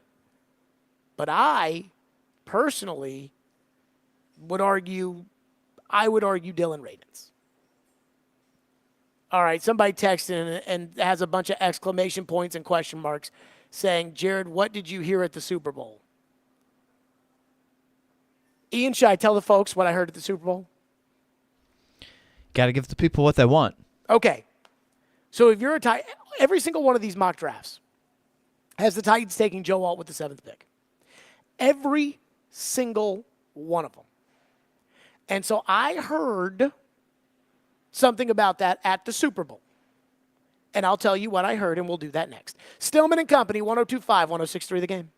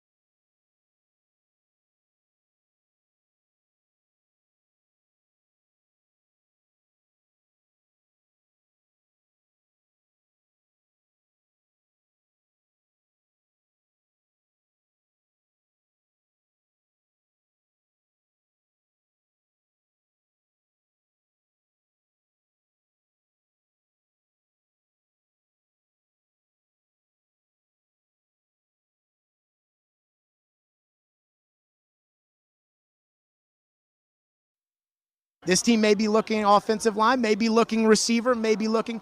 Do you have a premium offensive line or a premium receiver touchdown scoring option in your head that you're like, that's what I want? Yeah, no, it's interesting you brought that up because it is a kind of similar situation. But no, I mean, they're the ones in the office that make the decisions on those things, and I'm staying out of it, and I trust that whatever they decide is going to be best for us. That was Will Levis last week at the Super Bowl. So, again, the question is, that premium tackle, that premium receiver. And so I was doing some talking at the Super Bowl. And I was talking to somebody who would be in the know. And I said, every single mock drafter out there has the Titans going Joe Alt with the 7th overall pick, the left tackle. I said, is there any way that the Giants, who have paid Andrew Thomas a bunch of money to be their left tackle, that the Giants don't just wave a flag with the 6th pick saying, hey, we've got the tackle for sale. Who wants to jump the Titans? Tackle for sale. Is there any chance that that happens? And what I was told was this. Don't rule out the Chargers with the 5th overall pick. And I said, the Chargers? Remember, the Chargers have Rashawn Slater at left tackle. And I said, the Chargers? They said, yes. Jim Harbaugh loves Joe Alt, from what I was told, and that he wants to build this team through the trenches. So that with that pick around Justin Herbert, now keep in mind they've already got receivers, although they're very expensive and old in the case of Keenan Allen, expensive and injured in the case of Mike Williams, and Quentin Johnston might suck. But they've got receivers. But I was told that Harbaugh wants to build this thing in the trenches. And so don't rule out Joe Alt with the 5th overall pick to the Chargers. And then I said, well, what about Slater?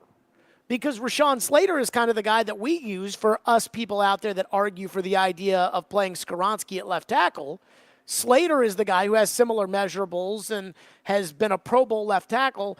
And what I was told was that Harbaugh would either move him to right tackle, which is most likely. I think they've got Trey Pipkins over there, but he might be a free agent, and he kind of stinks anyways. They would move him over to right tackle, or they would turn around and trade Slater. You draft Alt at 5, how many teams are out there that need a left tackle that would not have to pay, premium, a 6th overall pick in order to get Slater, but you're talking about a Cincinnati or somebody that might turn around and deal their first-round pick straight up for a guy who's been to the Pro Bowl at tackle.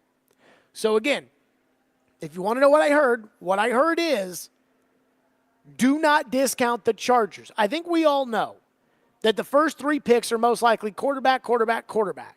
New England at 3 could be an option for a tackle, but I don't think so. I think we all know that at 4, Arizona, who's got tackles, Arizona's going receiver, especially if it's Marvin Harrison who's there, and it probably will be. 5 to the Chargers. Don't rule out Joe Alt. That's what I was told. 615-737-1025 is our phone number, 615-737-1025. One texter says, Jared, this is great content going over the Justin Jefferson trade, but I have zero confidence that the Titans would be able to make any of that happen. And if they let Rand cook, the fans are going to get a value meal from Sonic. I mean, I don't think the Titans are going out into free agency and spending no money.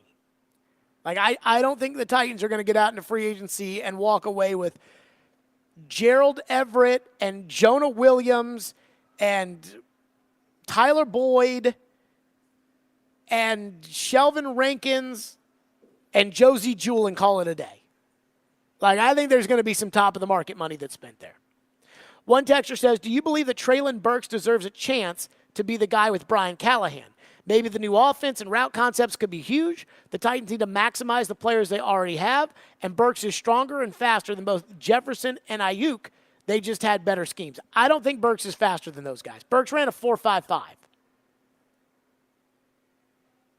I think Treylon Burks will get a chance, but the chance will be that he'll be the 3rd or 4th receiver on the roster going into training camp, and if he outplays the guys that are ahead of him, then he'll be on the football field. But again, If you're Rand Carthon, you got your job in large part because John Robinson traded away A.J. Brown for Traylon Burks. Hate to say it, that's the truth. In your first year where you were relying on Traylon Burks, he gave you nothing. The last 2 years, the 2 years he's been in the NFL, he's constantly been in and out of the lineup. He's constantly been hurt. You're going to risk your job on that? I'm not. Now, Rand can do whatever he wants, but I wouldn't do that. Wes in Clarksville says, would it be best to get offensive line help in free agency? Would a first-round tackle even be ready to start because the Titans need starters now and not ones that need training and need to be ready by next year? Well, anybody you draft is going to be better next year, you would hope, than they are this year. As far as a day one starting left tackle, I don't know the answer to that. I just know that if you go the free agency route, you're looking at Tyron Smith, who has injury problems. Jonah Williams, who wasn't good enough to play left tackle in Cincinnati, so he got kicked over to right tackle. Donovan Smith in Kansas City, who was a very good player in Tampa Bay, was fine at left tackle in Kansas City, but is really at the end of his rope. So that's what you would be looking at in free agency. Texter says, sign whatever free agents you can, then play the draft board. The Titans have a lot more big draft trade. The Titans have, I don't even know what this means. We have a lot more than a big draft trade away from fixing this roster. I don't know what that means. The only way to fix the roster is with trades, drafting, and free agency. Now, if you're going to say that it's one person, that it's not a one-person thing, absolutely. It's not a one-person thing. But there's multiple people in multiple positions here in free agency that the Titans are going to have to go after. One texter says the Giants will draft Alt and Mike Williams will be cut because the cap is in fact real. No, it's not. The money's real. And so at Mike Williams, who never stays healthy at $20 million, the Spanos family may not want to pay that. But if they really wanted to keep Mike Williams, they could easily. They just bonus him the money, add void years to the contract, and now his cap hit goes from 20 whatever it is to 6. But that's not why they'd keep him, not because the cap's real. If the cap were real, then they'd have to get rid of Justin Herbert. That's the difference. And they're not going to be doing that. One texter says, not one functioning adult who pays his own bills says, let Rand cook. Look, I ain't throwing anybody under the bus, but I don't say that. I mean, the one thing I don't do that a lot of people do, a lot of people just pretend like last year didn't happen or that Rand didn't have any effect on the roster. And I'm like, that's not what they were telling us as this all went down.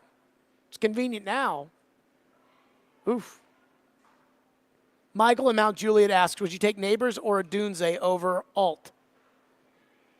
Hard for me to see the Titans not using their first-round pick. Now, they could trade back and get a first-round tackle, but it's hard for me just based on what I see in free agency and what guys like Field and Trevor tell me are available in the draft.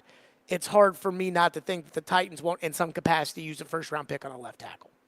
615-737-1025 is our phone number. Speaking of letting Rand cook, Ian, did you see what Gentry Estes wrote today in the Tennessean? I heard him on Robbie and Rex show this morning. Let's get to that, and we will do it next. Stillman and Company, 102.5, 106.3 The Game.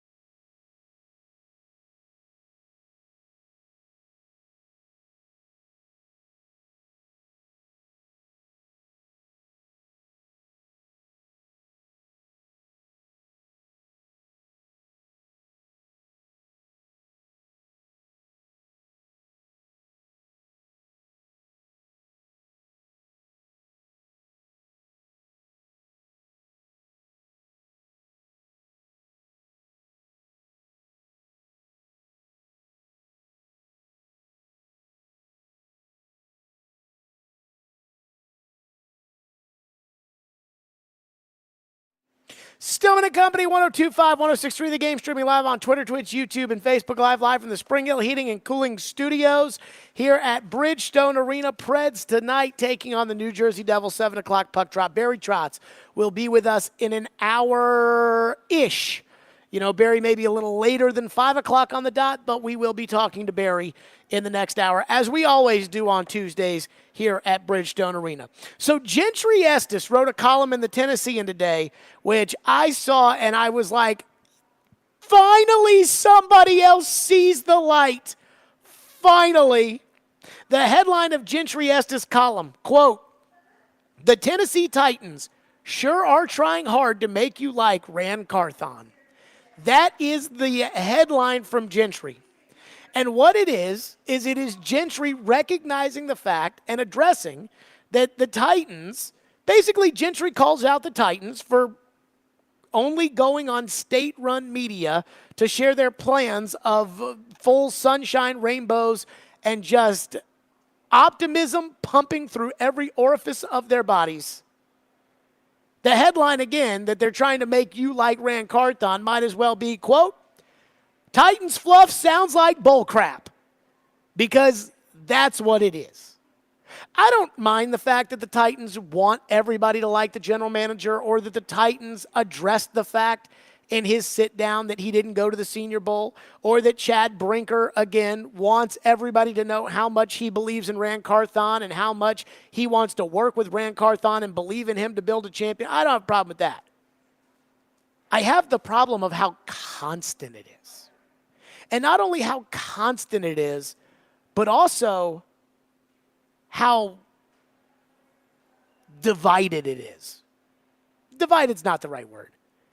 But I'm trying to think of the right way to say this. It's almost like Rand Carthon and Chad Brinker and the higher-ups of the Titans sit behind a rope that you can't cross. Like, we can't talk to them. Now, the in-house people that won't say anything mean to them or won't press them on issues, they can talk to Rand Carthon. But actual people who are objective, who, again, will say, wait a minute, hold on, you said this, but you also said that, and those two things aren't the same. Those people don't get to talk to the GM. And yet every interview they do, every statement they release, it's about Rand's standing in the NFL is so good, and people respect him so much, and it's so strong that this team's going to be so good. And it's like, well, if his relationships are so good, then why can't the local media develop relationships with him? Or why can't he get out there and host press conferences to develop those relationships with the fans? Because every time he hosts a press conference, it's an unmitigated disaster. Just like the draft press conference. Just like the press conference after Vrabel got fired. And Gentry nails down the idea of, why do the Titans have to tell us Rand is so great, and why won't Rand do any interviews to show us that he's so great?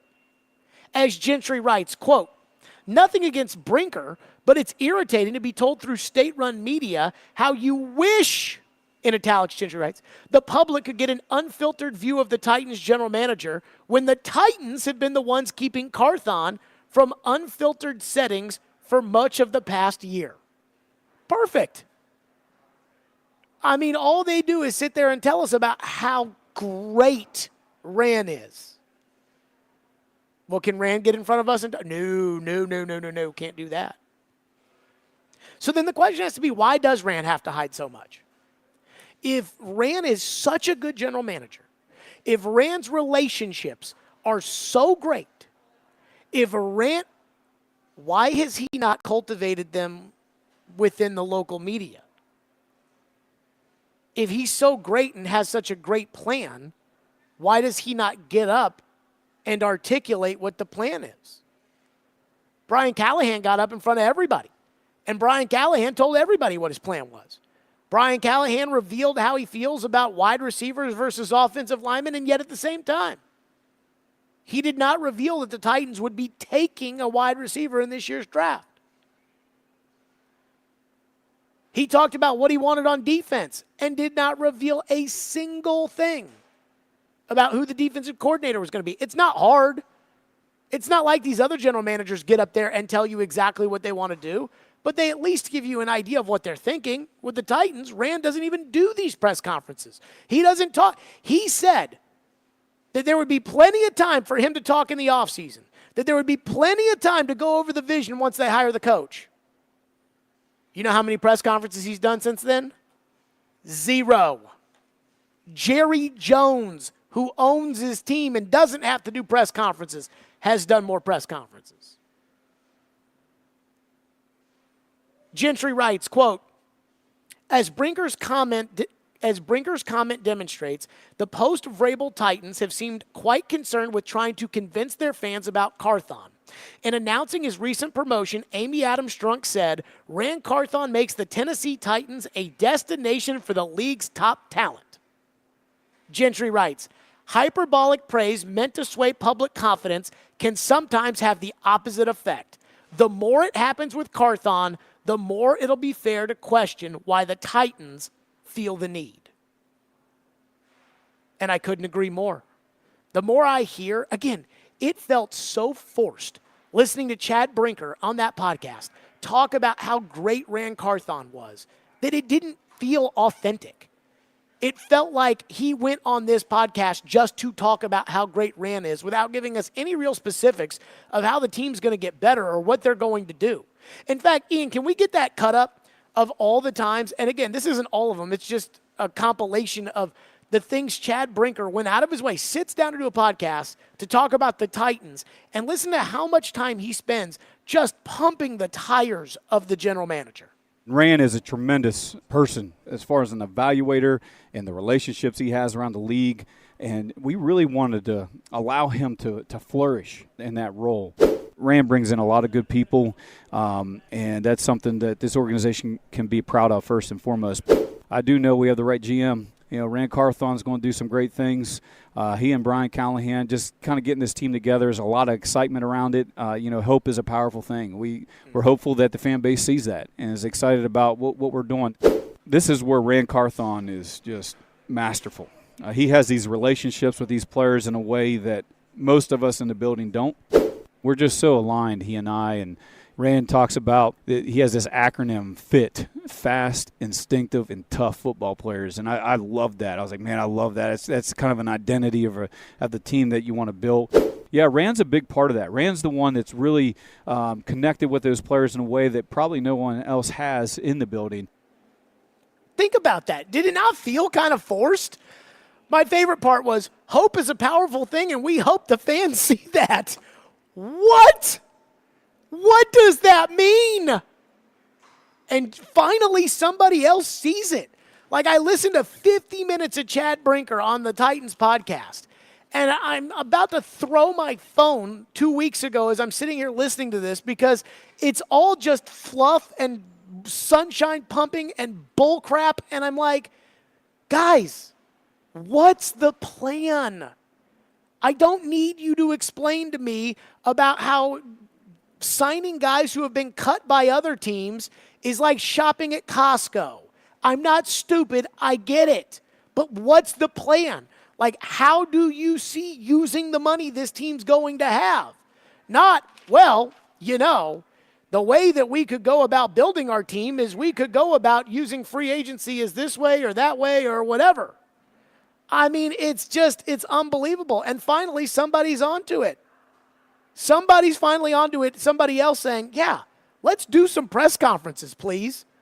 Let's put some information out there. Let's give the fans a reason to hope. That's all I'm asking for. And I think Gentry's article hits a nail on the head. 615-737-1025 is our phone number, 615-737-1025 if you want to weigh in. TD's mad at me. Says on Twitter, your personal crusade against Rand Carthon is weird. Has he done an amazing job? Absolutely not. But you act like everything that has gone wrong with the Titans falls directly on him. It's strange. I disagree. I mean, I was the one in town who was calling for Mike Vrabel to be fired. I was the one last week of the Super Bowl. Everyone's like, I mean, what were they thinking? And I'm like, actually, I think it was the right decision to fire Vrabel. I was actually calling for them to fire Vrabel. So you can't say that I'm acting like it's one guy's fault. I am asking the Titans to stop feeling the need to pump the tires of the general manager and for the general manager to do a press conference. If he is so good at relationships and getting people to see his vision, then to have press conferences and tell us your vision. That's what I'm asking for, and it's the same thing Gentry's asking for. That's all. And I don't think it's too big of an ask. Your phones, 615-737-1025. Plus, when I was at the Super Bowl, and I told you guys about the Adam Peters stuff, because Adam Peters also comes from San Francisco, and Adam Peters just freaking bungled the coaching search, with Washington. I mean, they should be embarrassed to have Dan Quinn as their coach.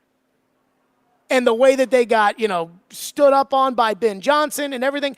And so I'm asking people, I'm like, how could this happen? How is it that all these guys leave San Francisco and immediately do things that it's like, what? The guy in Minnesota's the same way, comes out first year on the job and says, oh, yeah, we don't have Tom Brady or Patrick Mahomes at quarterback. Dude, bungling. And I got a little bit of an idea on that. Plus your phones, and a lot of you want to weigh in, so we will. Stillman and Company, 102.5, 106 for the game.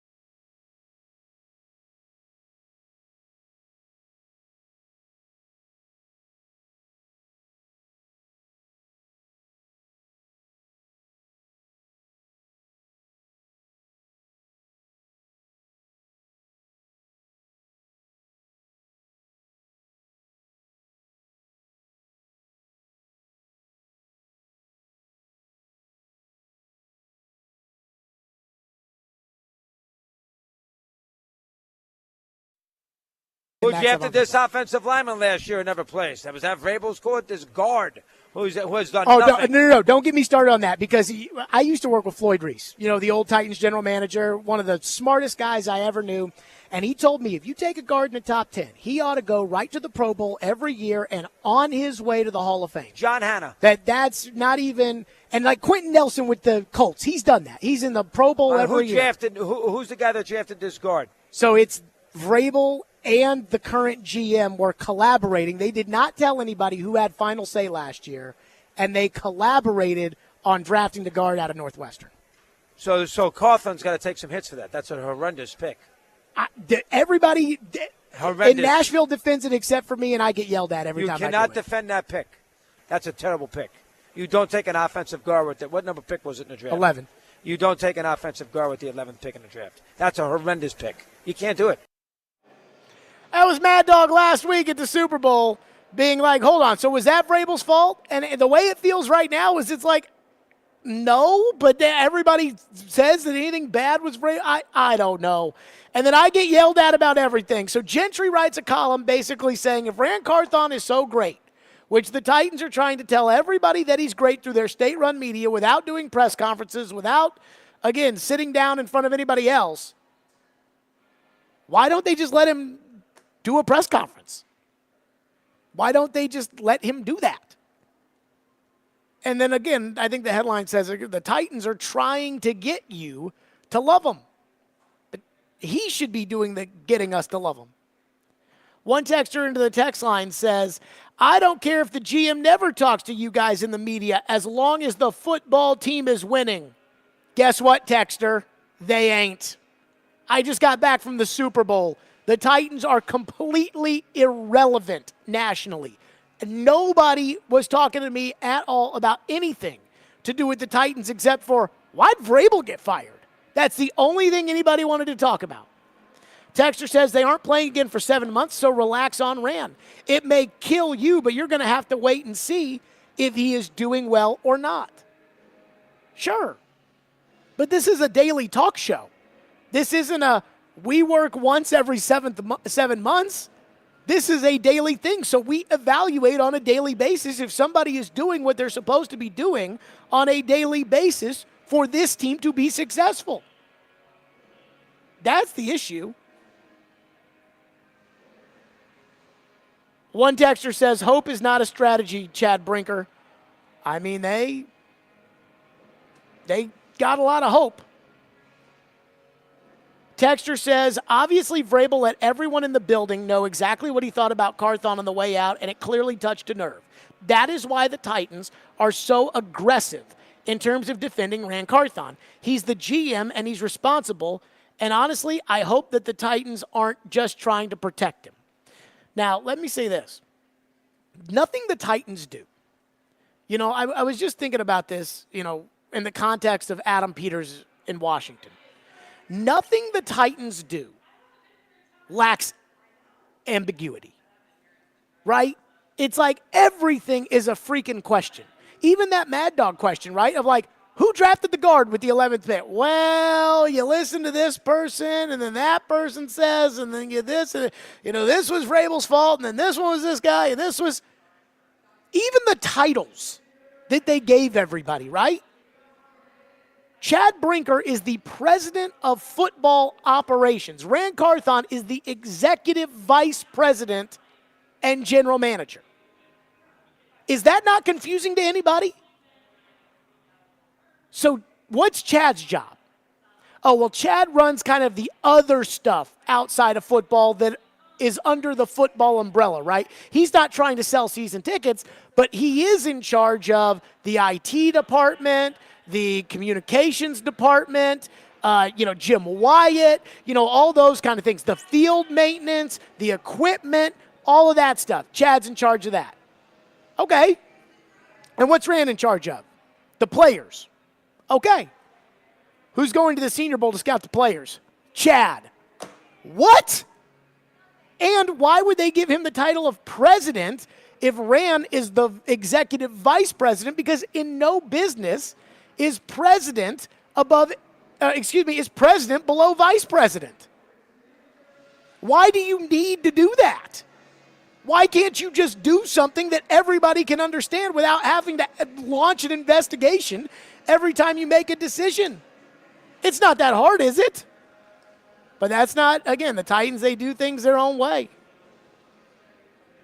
Texter says they don't let him do the press conferences with the Q&As because Rand gets very defensive. I will say this, it does feel to me like every single press conference that man has done was a league-forced press conference. Now, I don't know if the Combine one was league-forced. I don't think the Combine is a league-forced press conference. I think that one is your choice, though I do think it is strongly encouraged. But I'm thinking in my head, he did his introductory press conference. That's forced by the league. He did a press conference at the Combine. He did a press conference before the draft, required by the league. He did the press conferences after the draft, required by the league. He did the press conference before training camp, required by the league. And then he did the press conference after Vrabel got fired, which was also required by the league. So there is a they're not letting him do press conferences kind of thing here. Dustin says, the texter who says that they don't play for 7 months is completely uneducated. Football doesn't start again in 7 months. It started at the Senior Bowl, and the draft is right around the corner. Then there's mini camps, there's trades, and the football offseason is just as important as the season. That's how I view it. What I love about the way this works with the NFL is that with the extra week and the Super Bowl being pushed back to the middle of February, we're 10 days away from the Combine. I am freaking pumped. And then we go to the Combine, and then after the Combine is over, then free agency opens like a week later. And then after free agency, then everybody has to kind of reset the draft, and then there's pro days, and there's the gossip, and then there's the draft. And, it's so great. That draft is sooner than you think. And I freaking love it. Oh, I love it. I did tease this, and so I want to make sure that I touch on it when it comes to what I heard at the Super Bowl. So Adam Peters is the general manager now in Washington, and he completely bungled the coaching search, and that's how they didn't get Ben Johnson, and they ended up with Dan Quinn. And I asked somebody there, I said, is this guy a dope? Like, is Adam Peters a dope? And somebody who would know told me, no, he's a really, really good personnel guy. I said, what? How can you screw up the coaching search so bad that you end up with Dan Quinn? I mean, the table next to us was a Homer station out of Washington, D.C. And I want to say on Thursday of last week, they were on their show being like, I'm done talking about Ben Johnson. I'm over it. Now, let me tell you guys something right now. If the Titans had been playing footsie with a coach and then didn't get him and had to pivot to Dan Quinn, you think this show would ever let that go? You know the answer. So I asked it, so what's wrong with Peters if he's such a good personnel guy? And they told me, San Francisco does things differently. San Francisco kind of had Peters running the scouting element of things. They had the guy in Minnesota who's also bungled things. They had him as the analytics guy. And Rand was kind of a guy in San Francisco who they used a lot in order to, I think it was like a relationship thing, right? Like when things were getting contentious and serious, and apparently Shanahan can be a real a-hole. And that when things are like that, Rand was the guy that they really relied on to kind of bridge the gaps between all these people. And what I've realized is that in San Francisco, what they do is they give you a job, and then you do the job, but they don't train you for what to do when you get the next job.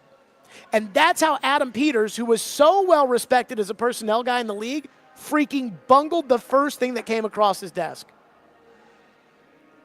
And that is fascinating to me, that San Francisco doesn't, that they are so specific with what they want out of guys that those guys don't know really on the job exactly how to do anything else.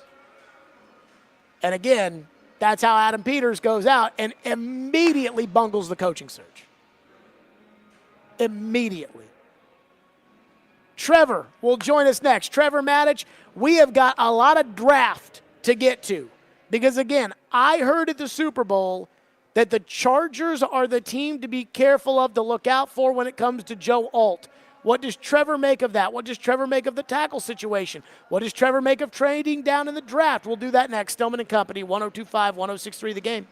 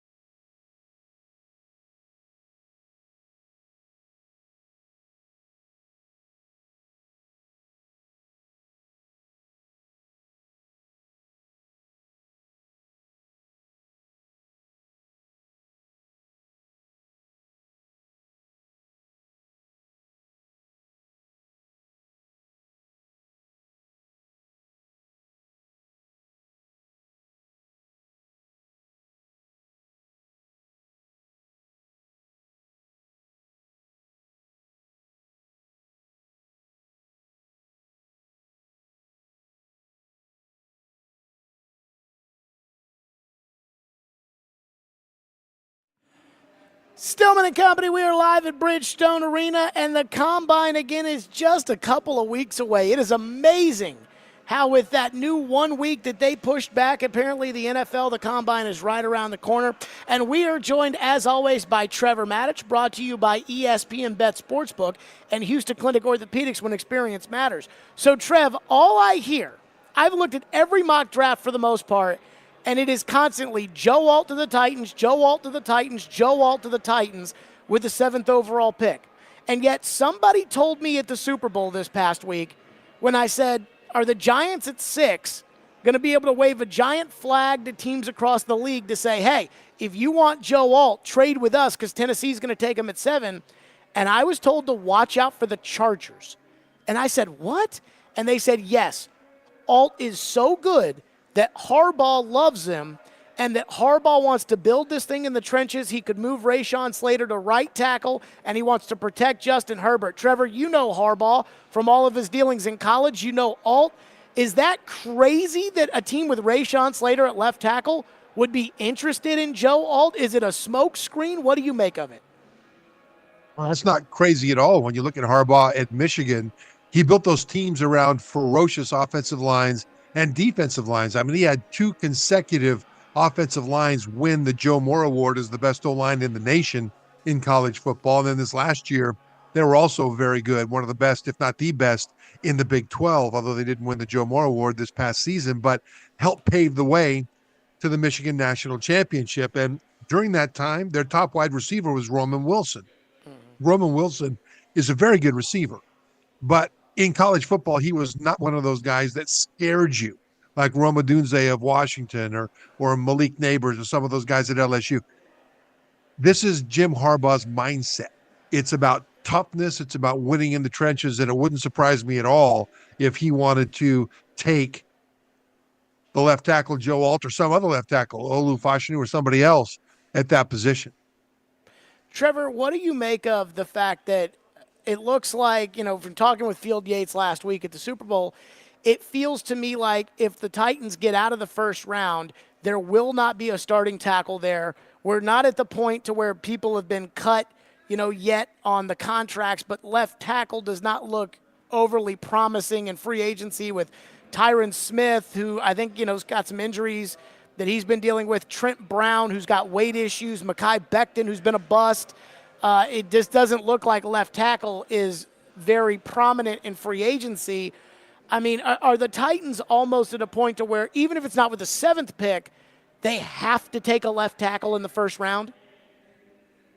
I think they should take a left tackle in the first round as long as the player that they take is worthy of the pick. Mm-hmm. And it's what you said. I mean, in free agency, quality, healthy, younger left tackles don't become available too often. And you mentioned some of those guys available in free agency this year, and there's all kinds of caveats and problems in terms of health or consistency. And I wouldn't trust that free agent left tackle group to be my starter going forward. Even as a Band-Aid, I wouldn't trust it. I think there are some interior offensive linemen in free agency that are interesting. I think there are receivers that are very interesting, corners that are very interesting. But I think if they want to get their left tackle for the next 10 years, they've got to draft him. And they've got to draft him relatively high because there are a lot of tackles, as many as 8, maybe even 9, that'll go in the first round according to various mock drafts and what prognosticators suggest. But the top left tackles are all going high. The guys that are going later than that are projected at right tackle for the most part, or maybe even slide into guard at some point. So if the Titans are looking for that elite left tackle, that guy's not available in free agency right now, and that guy probably won't be available in the bottom half of the first round. Trevor, I asked Warren Moon and Rich Gannon both last week. I said, do you think if the Titans are there at 7 and there's a game-changing wide receiver and Joe Alt, a game-changing tackle, do you think that the Titans should go with the left tackle or with the receiver? Thinking these guys being former quarterbacks, we're going to say, give me the receiver. And in each case, both Warren Moon and Rich Gannon said, give me the left tackle. And Warren Moon talked about how long he played in the NFL, thanks in large part to having Bruce Matthews and Mike Munchak on his offensive lines. Are you surprised by that? And if you were put in the same spot, would you say take the tackle over the elite receiver? I would say take the elite tackle over the elite receiver. Because when you think about it, an elite left tackle will help a good wide receiver be better because the running game will be better and the quarterback will have more time to throw. An elite wide receiver can help an average left tackle perform a little bit better because he can get open a little bit quicker, but he still is being limited in the kinds of routes that he could run, the deeper crosses, the deeper routes that he needs more time to develop, that he could really use to take the top off the defense if he had time to do it. But if he doesn't have time to do it, then that elite receiver is a bit limited in terms of the best game-breaking routes that he actually will be allowed to run based on the time the quarterback will have to throw the ball. And so it comes down to when that quarterback has time to throw, everybody is better. If the quarterback doesn't have as much time to throw, that elite receiver isn't quite as elite. Mm-hmm. Trevor Maddich is with us on the program. I also wonder, too, Trevor, when it comes to the Titans, there's going to be these veteran players out there that people are thinking about trading. T. Higgins may get franchised, and the Titans could be looking at him. I was talking today about Justin Jefferson. In order to make a trade work on the Jimmy Johnson trade chart for the Titans to be able to acquire Justin Jefferson and then turn around and give him a 4-year, $128 million contract, in order to do that, I think the Titans would have to give up. They'd have to swap from 7 to 12, which has real value, plus their second-round pick this year and their second-round pick next year. And everybody, when I said that, just went flying off the handle saying, yes, yes, for Jefferson, do it, do it, do it. And at the same time, I'm thinking to myself, that could be a really good player that you're giving up on with the 38th pick, and that could be a really important player in next year's draft with a second-round pick. How valuable is that second-rounder this year, given where the Titans are right now? And would you be hesitant to trade it for an established NFL player? I'd be very hesitant to trade that because that second-round pick, you're going to be able to get a starting offensive lineman. You'll be able to get an interior offensive lineman and maybe a right tackle that is better than anything the Titans have right now with that second-round pick. It's a high second-round pick. It's not like it's a late second-round pick. And it's a very deep position. When you talk about the running offensive lineman is going to be mostly a tackle in the first round. There's a guard out of Washington. There's a center out of Oregon that'll probably go in the first round. But everybody else is likely to be a tackle. That pushes down the guards and centers into the second round. And those guys, there will be some very good players inside that'll be very much worthy of the 38th pick that will come in for the Titans and start right away, in part because they're so awful at center and marginal at right guard. And so I think that second round pick is incredibly valuable. There also will be some very good receivers.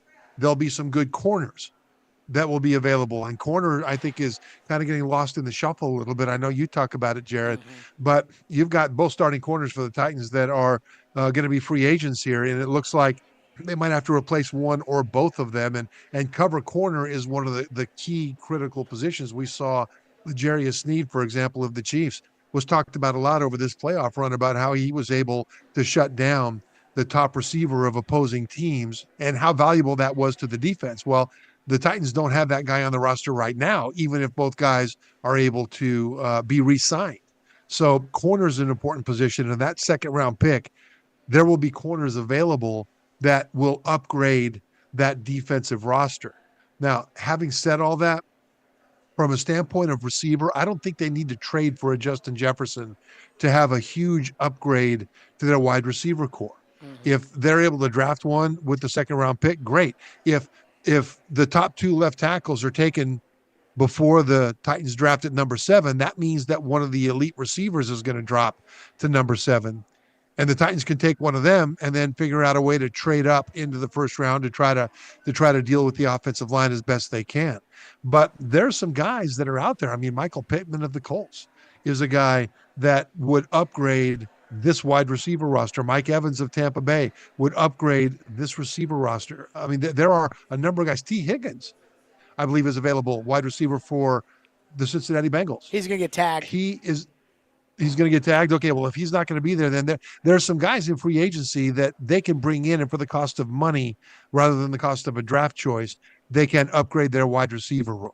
So I think the Titans, with all the needs that they have, ought to be thinking about going younger and as talented as they can get, drafting the positions that are not great in free agency, like left tackle, and then filling out the rest that they can in free agency. And I just think that they're more likely to get help at receiver than they are at left tackle. And I think that second round pick is going to be important as either an offensive line or a wide receiver pick. So to your point, when I looked at the available free agents and the pro boards and like kept in mind like who's probably going to get franchised, who's not going to get franchised, there are a lot of left guards that will be available. You have to pay them, but they'll be available.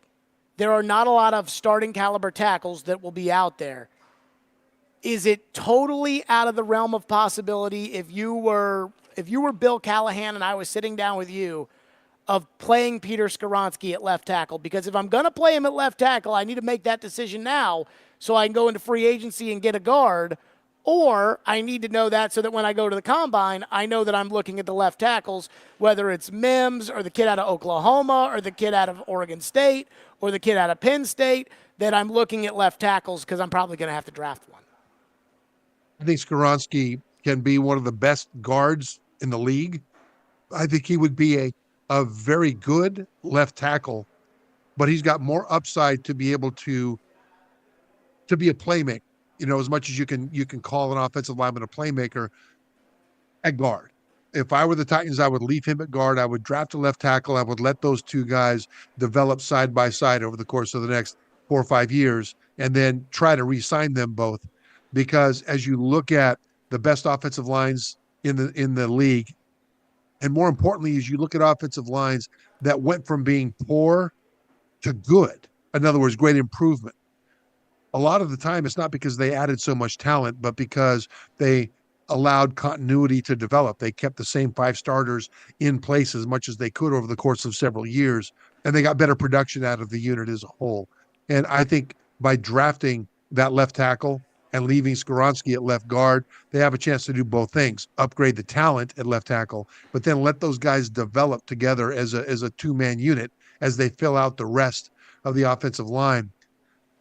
I think this last year, Skoronski started out strong, and he had a lot of problems in the middle of the season towards late in the season. But the last several games, especially the last game of the year, I thought Skoronski finally said, look, I'm going to stop trying to do my job and to do too much to help the rotating cast of characters at left tackle and too much to help the tiny center who is fighting like crazy, but too small, Aaron Brewer, to get the job done. And he said, look, I'm just going to do my job. And if those guys can't get their part done, they can't get it done. Right. And we saw how dominant he can be when Skoronski is just doing his job. Well, if you've got that left tackle next to him, now they both can do their job at a high level. Neither one of them needs to make up for deficiencies in the other. Now the chemistry between the two can become a fantastic synergy. And if I'm the Titans, that's the way I'm thinking of that part of the O-line. So to your point, I was told at the Super Bowl that the biggest problem Skoronski had was that he was covering for the bad players that were next to him. That was the reason why he didn't play well this past season. Trevor is with us, presented by Houston Clinic Orthopedics, when experience matters, and ESPN Bet Sportsbook. Coming up next, after watching Patrick Mahomes, what has to happen in order for Will Levis to be good enough to compete? We'll do that with Trevor. Stillman and Company, 102.5, 106.3 The Game.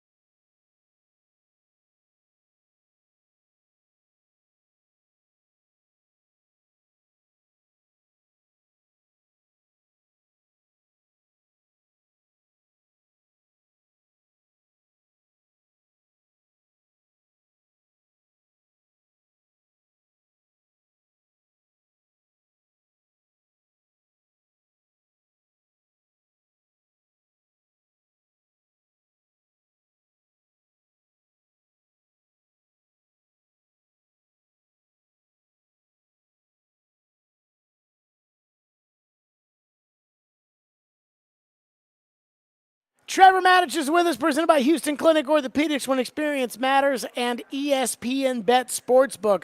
So, Trevor, I think we can all agree that Patrick Mahomes is the best quarterback of the post Tom Brady era, that he is the gold standard. I have said that if we were redoing the top 100 or the top 100 players of all time, that I'm kicking Brett Favre and Dan Marino out of that quarterback grouping, and I am putting Patrick Mahomes and Aaron Rodgers in.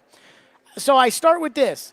If he is the next Brady, and it feels like every year it's going to be him or Joe Burrow or Josh Allen or one of those guys competing for the Super Bowl the way it was Brady, Manning, and Roethlisberger for an entire 15 years or whatever, does Will Levis have the chance?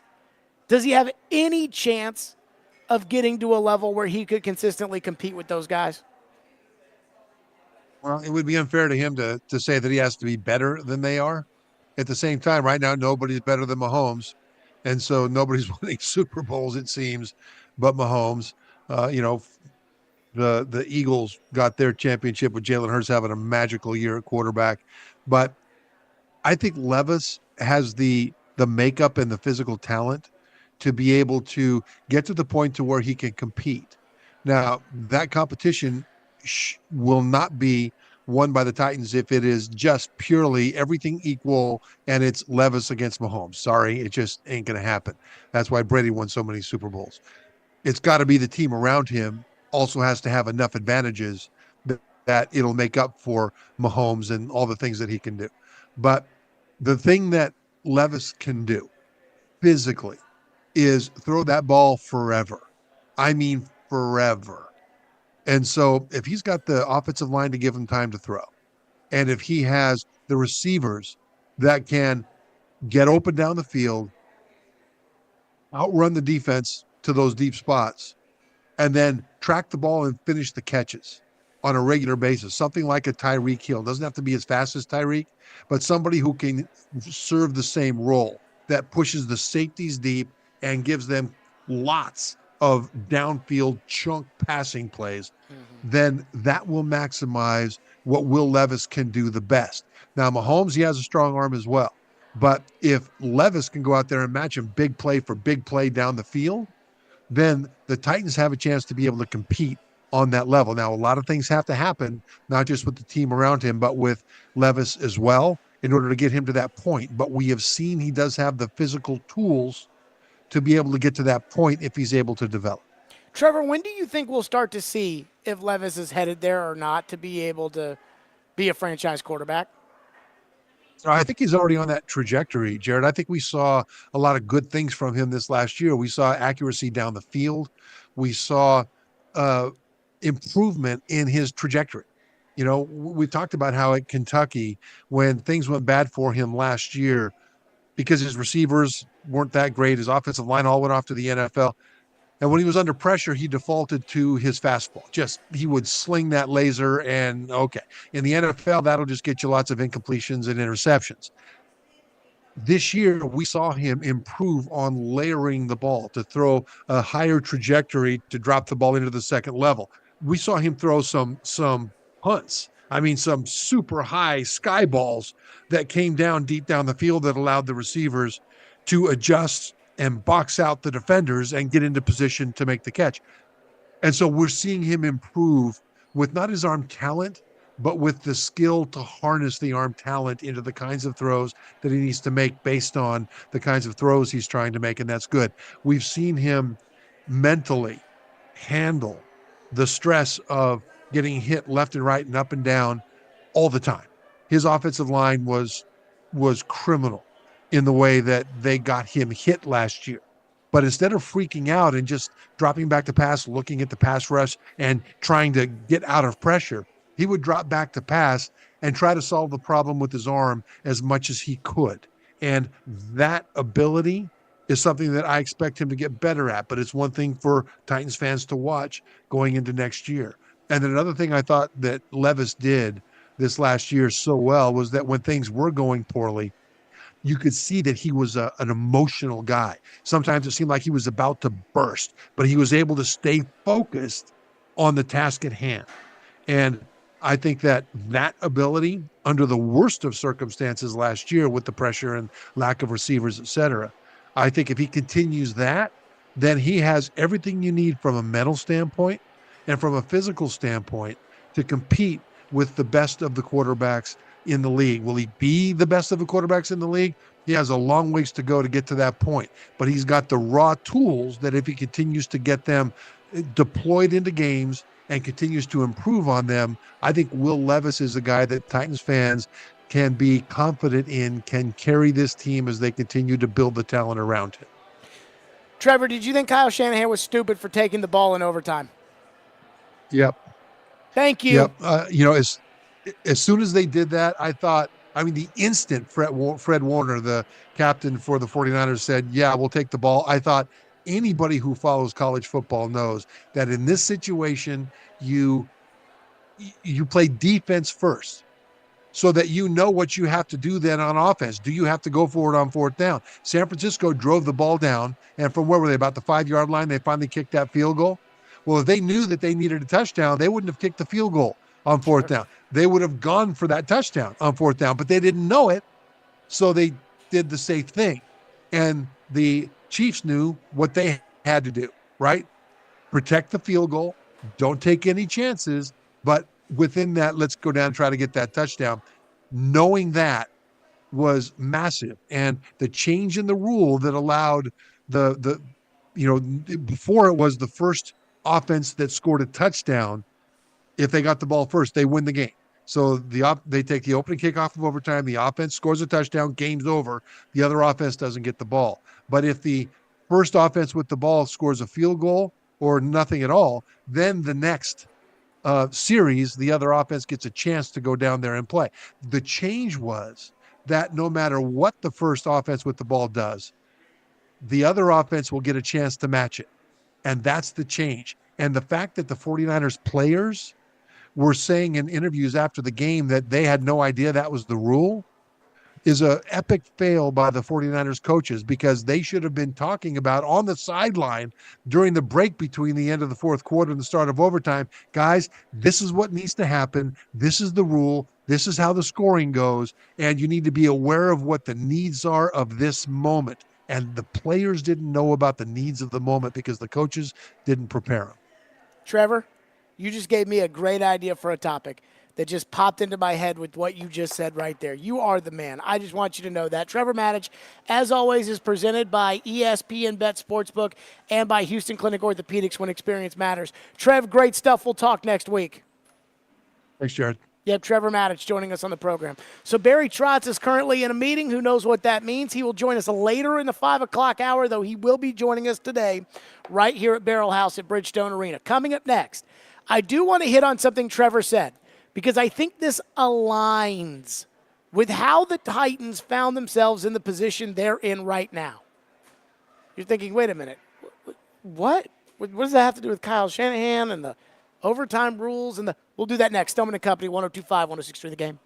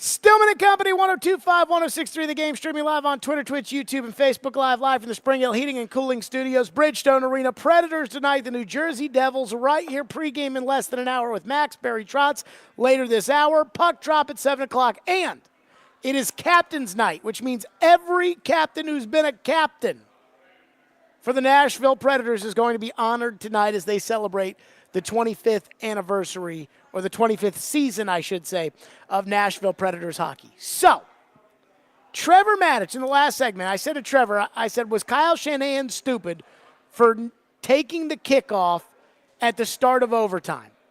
Which I already know the answer to that is yes, but I wondered if, what Trevor had to say about it. Trevor said, absolutely yes. But something I haven't thought much about.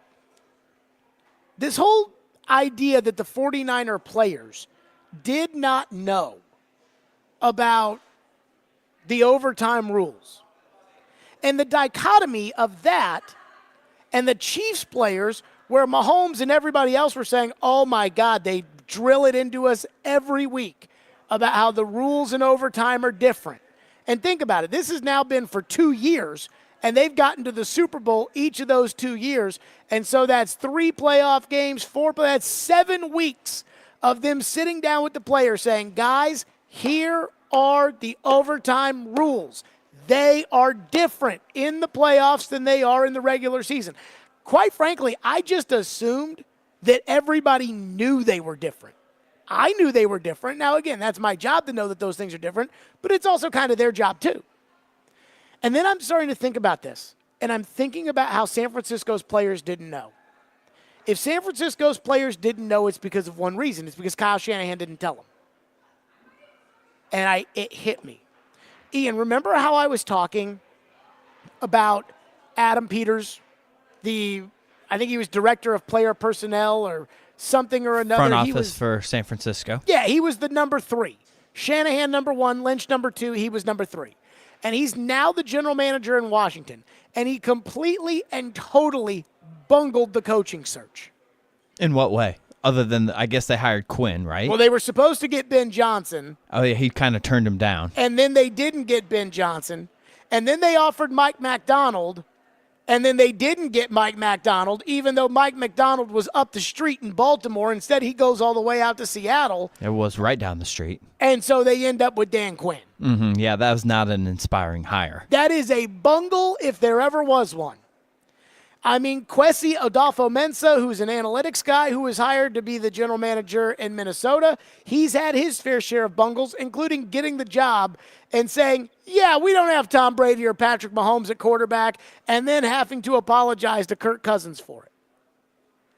And so when Trevor said that, again, my theory is, and we've seen this with Rand Carthon, right, about how he doesn't do press conferences and he doesn't have a great relationship with the local press, and how, again, the structure of the organization and, all these other things that are a general manager's job, they were too big for him, so they kind of took things off his plate, and it hit me. Kyle Shanahan does not tell anybody in San Francisco anything that he doesn't think that they need to know. Kyle Shanahan didn't think the players needed to know what the rules in overtime are. And quite frankly, I'm not sure the players do need to know what the rules in overtime are. I mean, I'm trying to think how a player, how would a player have to know what the rules in overtime are? I would want all of my players to know what the rules are, and they should know them. And I think it's important to explain the why. But I don't think Kyle Shanahan even thought about it. Well, it doesn't matter. We'll just tell him to go run, Carton right, ZX queen, in shoot wide, double queen, double whatever. Just go run the freaking play. You don't need to think about it. Here's the play. Go run it. And that's just how I think Shanahan does business. And I also don't think that the stupidity of the situation was that the 49er players didn't know the rules. I think the stupidity was that Kyle Shanahan decided to take the ball first. But it lets me into how the Titans have ended up in this situation where Rand clearly took the job last year and didn't know what he was doing. Same with the guy in Minnesota. Same with the guy in Washington. This guy in Washington was apparently a great personnel guy in San Francisco. This guy was coveted by teams in the league, and he gets the job, and he immediately, after getting the job, immediately bungles the coaching search. And it's because Shanahan, I don't think, lets anybody in and does not provide any logic to his thinking. He just says, we're going to do it my way, and so I tell you, and on you go. Now, that doesn't sound as collaborative as everybody makes this out to be of what they want the Titans to be, but I've been told Kyle Shanahan can be the biggest a-hole. And I'm convinced that's what this is. Shanahan only tells those guys what he thinks they need to know, whether it's an executive, whether it's a player, whether it's the quarterback, whether it's the GM, doesn't matter. Shanahan only tells them exactly what it is that he thinks they need to know. Shouldn't the players know about the OT rules, though? Well, I mean, isn't it the coach's job to teach the players the rules? Yeah. That's why, he should be wanting the players to know that. That's not something he should be trying to hide. I'll go back to something that happened years ago where Ken Whisenhunt challenged a play that you can't challenge. So he threw the flag on a turnover in a game against the Dolphins in which interim coach Dan Campbell and quarterback Ryan Tannehill came in here and smoked the Titans. And Whisenhunt threw the challenge flag. And when he threw the challenge flag, he ended up getting docked a timeout. And Floyd went crazy about how stupid it was for a head coach in the NFL to throw the challenge flag on a play that is not challengeable. And Blaine Bishop said that he didn't know that you couldn't challenge that play. And I told Floyd, and I said, well, Blaine said he didn't know. And Floyd looked at me and goes, Blaine's not paid millions of dollars to know the rules. He was paid millions of dollars to play safety, and he did it at a very fine level. But he wasn't paid millions of dollars to know the rules. Whereas the coach is paid millions of dollars to know the rules. Now, I agree with you. I mean, I think the coach should be drilling into those players what the rules are. And I think that the players should know the rules. Seems like something they need to know. Is it, though? Again, maybe if you want to maybe skip it in the regular season, okay. But once you start the playoffs, that needs to be in a meeting somewhere. Well, again, Mahomes said that they went over it every week. Yeah. And, I mean, again, I knew the rules, so I didn't feel like we had to go over it with everybody all the time. But I get it, I guess. Again, in the silo of does it really matter that those players didn't know those rules? I think the answer is no. The stupid part was what Shanahan did, not what the players didn't know. I mean, I think it's sad that the players don't know. And I think if Shanahan's really going to be, a great boss when it comes to the front office people and everything, he needs to let people in. He needs to kind of explain, hey, this is why we're doing what we're doing. So that those people then get the idea that when I get a job, I can get out there and I need to do these certain things. I mean, I told you guys, and boy, people got mad at me for this, but I told you guys that somebody told me that Rand did a better job of playing GM than he did of being GM. And a lot of people got mad at me, and I didn't make that up. But that's what I was told by somebody who was in the Titans building. And I think some of that is because Kyle Shanahan doesn't let those guys in. Kyle gives those guys a specific role and says, you do this, and that's it. And so all the other things that come on the job, he wasn't ready for. Because, again, in San Francisco, they don't go over those things. And I think that's an example, again, of Shanahan not thinking about, hey, I want you to make sure you know what we're doing around here and why we're doing it. But instead, it's just, hey, I gave you something to do, now do it. I gave you a play to run, now run it. I told you I need you to help in that negotiation. I need you to go look at those players. Here you go do it.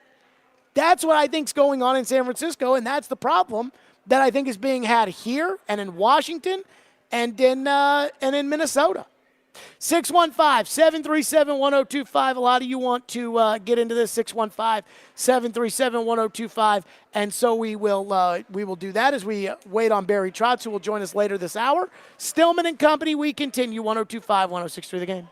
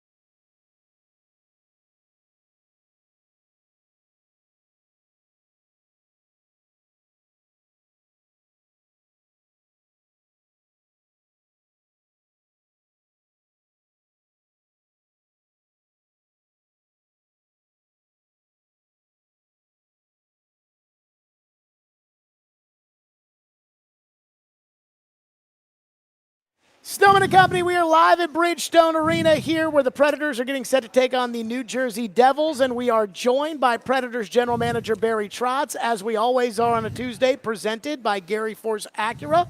But first, I do want to tell the fine folks that Dierks Bentley will be playing right here at Bridgestone Arena on Saturday, September 7th. And you can win tickets right now if you're caller 5 at 615-737-1025. Tickets go on sale Friday at 10 a.m. Good luck. Again, Dierks Bentley right here at Bridgestone Arena on Saturday, September 7th. Right now, though, we're worried about what's going on tonight against the New Jersey Devils. Barry, I want to start with this. I went to the game on Saturday. You get off your break, and all of a sudden the team comes out in what I thought was, I don't want to say a must-win because there's so many games, but it was a big one, and they battled and ended up winning the game in overtime, coming back from a deficit. Are you happy with where your team is right now? Yeah, well, coming off the break, getting a win like we did, tremendous crowd, the comeback. I looked at that game. I didn't know what to expect. I had been watching a lot of the other teams play coming off the break, and it's been a mixed bag. I mean, teams are coming off, and there's no execution. Not a lot of bite in the game. I thought we had a little bit of everything. I thought our first period, Arizona has been playing. I think that was their third game since their break, and they looked a lot sharper, a little quicker. All that. I thought they were pushing us around, which was doesn't sit well with me. And then I like the way we came out in the second period. We had a little bit of purpose. We had a little bit of firmness. There was a lot of penalties on both sides. But we were able to stabilize the game, and then at the end of that period, we took a penalty, and that's really deflating when you're thinking you're going into the locker room with a lead. They tie it up, and then they give up two quick goals, and that's really deflating for a team coming off a break or any time. And I thought we changed it, and we changed it a couple different ways. I thought there was some resiliency on a real big penalty kill when we needed it. I thought that the hit on Luke Shen on O'Brien got the crowd into it, who's their tough guy, if you will. I thought we started playing at the next level. We started to play with the heaviness and the determination. We got a big power play goal, and we got it tied up, and then we won in overtime. And I just thought the crowd standing up at that 6 minute left in the third period, that was electric. And that's Bridgestone. That's the Coliseum I remember. So there was something to that where even I, who season ticket holder, go to all the games, and I was like, wow, this one seems, there was some serious juice there. So I had this kind of saved in the back, but I'm going to get to it now because it says on the TV right now on NHL Network, analyzing the trade market for goaltenders for the Devils. The Devils are in town. Tom Fitzgerald was your captain. Have you had any talks about the goaltender? Have you had any talks with New Jersey here as we start to kind of get going and things like that? No. Me and Fitzy talk all the time, not necessarily about juice, but I know goaltending, he always circles back, and I go, oh, this is what we need if we're going to do something like that. I've made it very public. It has to be something that'll shake me a little bit and make sense for both teams, or I'm not going to, I'm in no hurry to do it. I don't need a goaltender. He does. So I keep reminding him of that. So, he's asset management. He's doing his diligence around the league. And as I said to Juice, unless something knocks me, backwards, I'm always going to let him be in the fold. And how did he take that when you sat down with him and shot him straight about, hey, this is where we are with you? And I think players like the honesty. I try to be honest with them as where they sit with us. And Juice, I said, in my perfect world, you're here for the course of your career because you've been a special player, no question. But at the same time, you have to listen for the long term as well. If an asset comes that you just can't envision yourself getting, and you have our strength is goaltending, that you would have to consider that. And I told him that, and he truly believes that that I'm upfront with him on that, which I am, and. I just hope he plays good tonight so that we can, go on this playoff run here. Barry Trotz is with us. Philip Tomasino gets sent down to Milwaukee. This isn't the first one of these that, Parsonen got sent down a couple of weeks ago.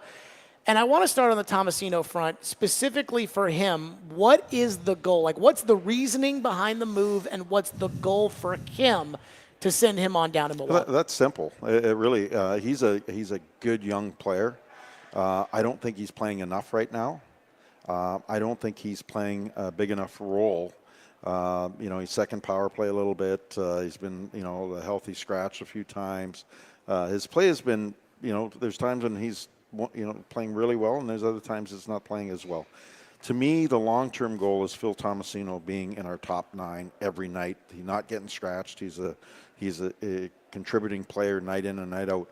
It's the same conversation I had with Parsonen. I don't need them playing 8-10 minutes a night. I can do that with a 29-year-old, and get the job done. And Bruno can too. And I said to him, the one thing that you, as a young player, it's great because you're in the National Hockey League and you're playing 8 minutes a night or 10 minutes a night, or some nights you might get a little bump up or whatever. But you don't recognize playing night in and night out, being the guy, is really important for your development.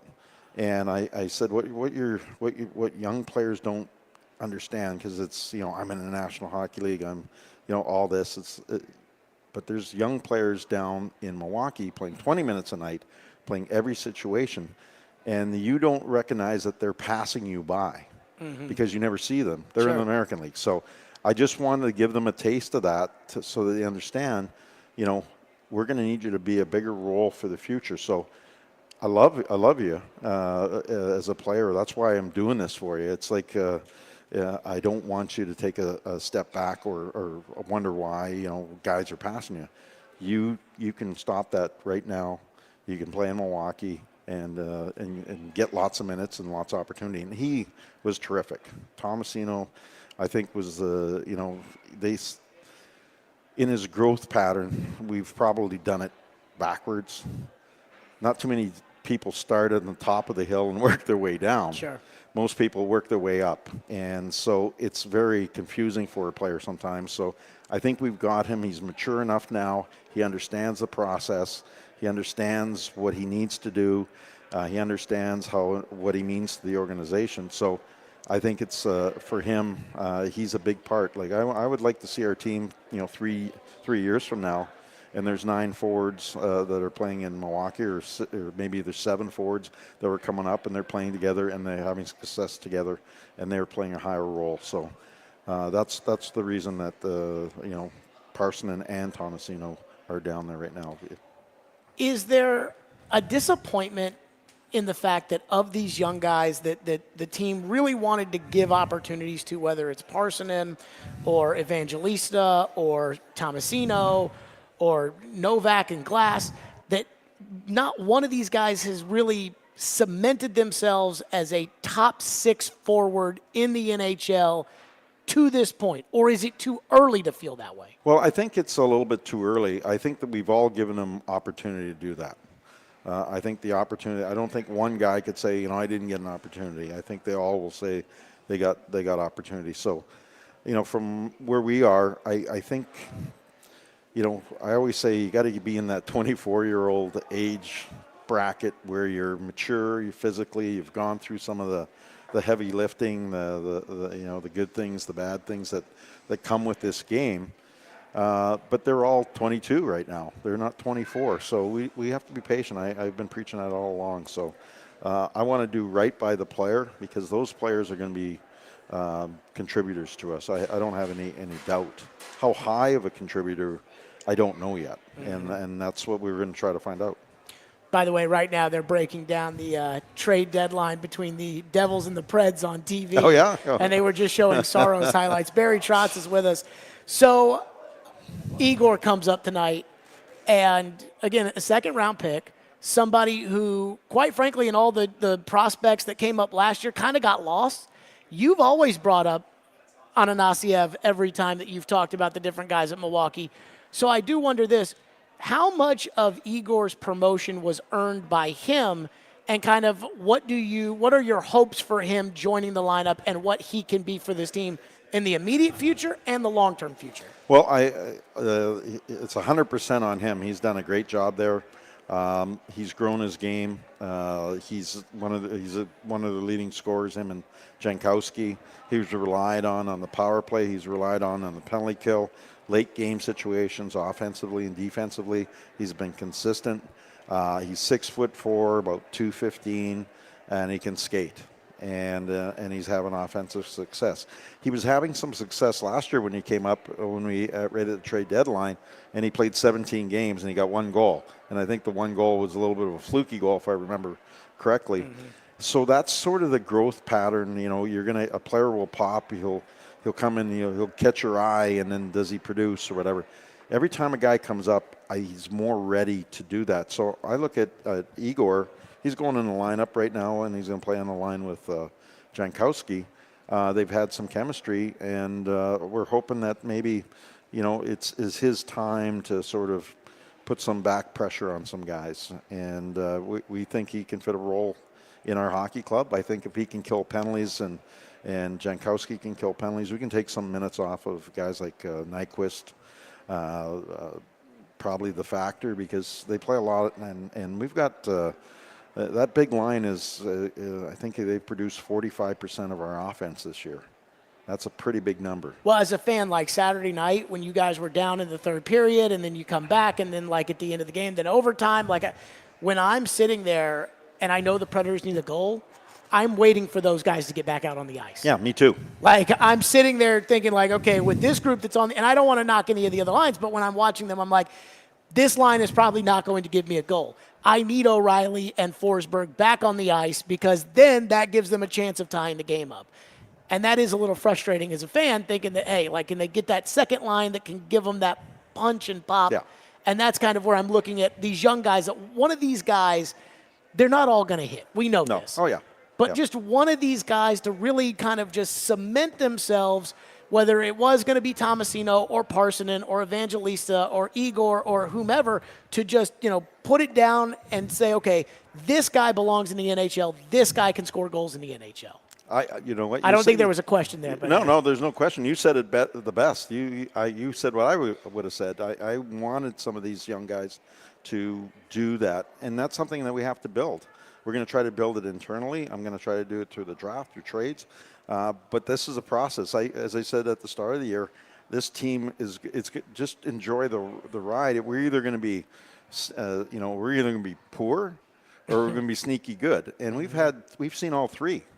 You think about us, we were 5-10 the first 15 games. We were trending towards that top 5 pick type of team, and then all of a sudden we went 14-5, and we're in the playoff hunt, and then we went another 15 games at about a 500 pace. So now here we're sitting right there on the playoff bubble.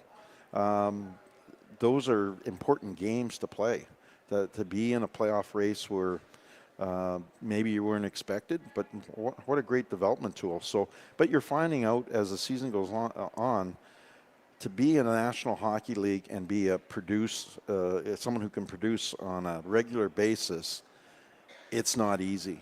And just to say, hey, we're going to put some kids in, they'll get it done. It doesn't happen very often. It's rare. There's a sort of a progression. There's a process. There's all those words that you hear. It's real.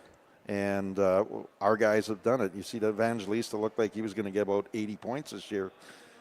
It didn't quite happen. He stalled out. And what's happening is it keeps ramping up. There's a stair step of the season. It starts here and it steps to the next level, next level. We're in that playoff sort of push level that it gets really tight. And so the really good players still produce. And the players that haven't figured that out yet, they struggle to produce. Mm-hmm. And that's where we got to build. If I have to build we have to build another offensive line. There's no question about it. And we will. We've got draft capital.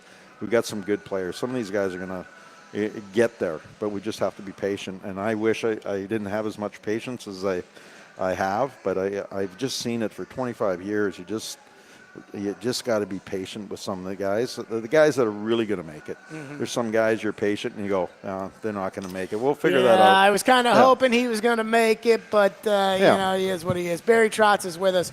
So how much do you think, you got these 3 at home, right? And after that, you've already won the first one. And now you've got tonight, you got Thursday. Then you guys go back out west. How much do you need to win in order for this team to avoid being sellers at the trade deadline? Well, I think you got to. I look at this time of year. If you can, especially with this stretch before the trade deadline, you almost have to go. You got to win 2 out of every 3. That's how I look at it, because then it sends a message to me, the fan base, the teammates that, hey, we're not going away. We want in. And if you can't get it done, I can guarantee you, our team's going to give you every ounce of what they have. And if they give us every ounce and they can do it, then we're buyers. We'll go in and get something. We can fix some things, I think, internally. Some other things we may have to go get. But if they give you every ounce and they can't do it, you have to be realistic and not try to force it. And so we could be sellers. But I don't know that yet. I think these are great tests for us. New Jersey's in a playoff fight right now for their lives, like we are. Dallas has been a absolute juggernaut for the most part this year, and we've won the last 2 games against them. So they're going to not feel very good about that. And then St. Louis, the team that we're chasing right now, we're going into their den, and then we're going out to play the Stanley Cup champion. So this is a big week for us. I'm kind of expecting like a reel off of 6 in a row here would be. I think I think our team's not built to do a lot of that. I'll take the 2 out of 3 approach. Sure. Barry Trotz with the last one for you. Tonight is captain's night. Every single captain of the Predators is here tonight. Every single captain with the Predators has been coached by you. So my question to you is this. Knowing this is a business, is there a sentimental thing when you see these guys after they're done and they all come back and they all played for you, and what's that feel like? I feel like and Parson and all to grow into the leaders of your organization. I mean, they're the guys that create the cultural foundation. They're the guys that hold guys accountable. They're the guys that make stuff happen on and off the ice. And I said to them, I thank them. They're some of the greatest people and greatest leaders I've met, and I've been in the league for 25 years. You got guys like, the first one started with Tom Fitzgerald, and you got Shea Weber and Mike Fisher and Jason Arnott, and you're in Roman Yossi and Greg Johnson. I mean, you're not going to find better leaders than that group of guys. And I said to them, I am so proud of what they've done for me as a coach and a person. I'm so proud of them, what they've done for their teammates and the organization and the foundational culture that they created. And I just said I apologize that you were coached by me, which I apologize to anybody who's had me. So, but I'm so proud of those guys, and to see them, we were just talking about that. It goes so fast. It's amazing how fast it goes. It seems like it's forever sometimes, but it goes so fast. But I am proud of every one of them. They're all successful. They've got great families, and I'm really proud. I hope they get recognized. They will get recognized tonight. I would love our fan base to give them a standing ovation, because without those guys, the culture of the Predators isn't what it is, and they made it happen under some duress situation. Some of those captains, because we didn't have maybe the ownership that had the deep pockets or anything like that. We had to scratch and claw to get some of that done, and those guys were a big part of it. So the fan base, I know how they appreciate that, but they were instrumental in us being a franchise here and a good franchise here in Nashville. Is it crazy that Mike Fisher was never a captain under you because of how big of a leader he was and a big part of the team that he was for so long? Well, yeah, when you got guys like Shea Weber, it's hard. Number one, if I wanted to take the C off of Shea, I'm a little bit afraid to do it. Yeah, I'm in trouble, but I would never want to do that. But there's some guys like Mike is one of those guys that didn't have to have a C.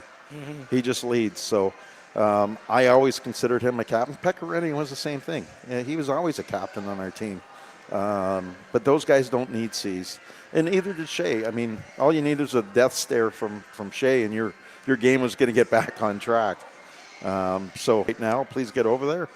talked to those guys. They were just wonderful. Barry, thank you so much for stopping by.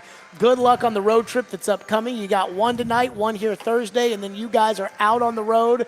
And I don't want to say it may make or break the season, but that road trip does feel like a big pivot point as far as the playoff race is concerned. It definitely is. There's no question. I'm with you on that. Thank you for the time. Thank you for being patient. Busy day today. All good. Barry Trotz is presented by Gary Force Acura here on the program. Barry, thanks again for stopping by. Good luck this week. And so I got I got some takes off of that, which we'll get to coming up next. But first, I got to tell you about Window Nation. That's right. I had Window Nation at my home today. That's right. I'm a big practice what you preach kind of guy. And so I kind of was wondering about Window Nation and all the great things that Window Nation does. And they're online, by the way, at windownation.com. And they said to me, Jared, the reason that people need to fix the windows in their home, to replace the windows in their home, is because those windows are so expensive in terms of energy saving. If you've got bad windows, if you've got faulty windows, it's going to cost you month after month after month on your energy bills. Get the energy efficient windows today from Window Nation. Warranty with Window Nation. And Window Nation, they're not franchised out. This is one big mamma jamma across the country. So if you've got Window Nation, windows, you're not going to have to worry about a local franchise moving out. Now your warranty's gone. Nope, your warranty is good. So let Window Nation save you on your energy bills. Let them update your home. Let them do it today at windownation.com. And here's their offer. Replace your windows and save big with 50% off all window styles and 0 down, 0 interest, and no payments for 24 months. Again, that is 0 down, 0 interest, no payments for 24 months.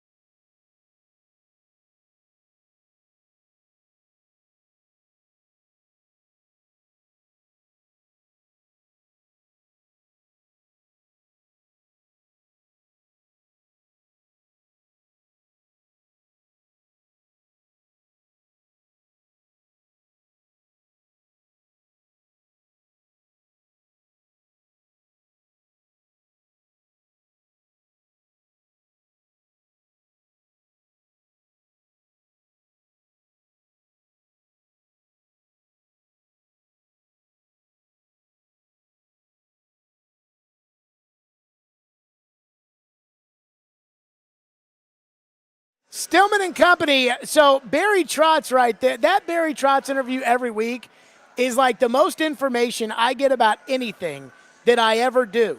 But I thought there were a couple of things that really stood out to me. That I, again, listening to the Barry Trotz interview, if you missed it, go back, check out the podcast. You can listen to it again. But the number one, he's talked to UC Saros about a potential trade. That is freaking newsworthy right there. And I was thinking it through in my head.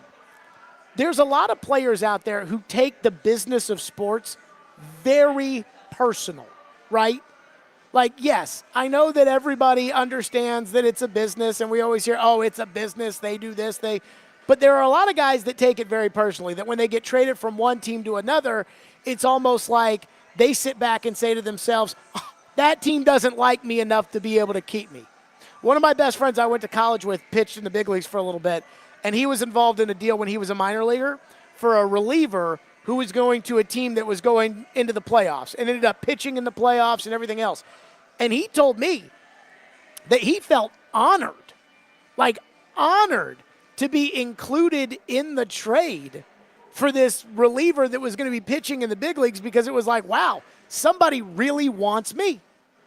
And so these guys take some of this stuff very personally. So when UC Saros probably hears that, his name could be mentioned in trade rumors. They were talking about the New Jersey Devils, who the Predators are playing tonight, looking for a goaltender on NHL Network, and they were showing highlights of Saros as I'm sitting here talking to Barry about it.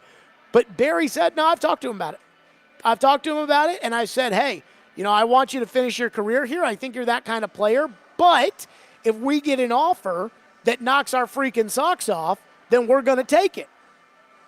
And as I was thinking about doing it, I'm not surprised at all that Barry Trotz would do that, because Barry's a straight shooter.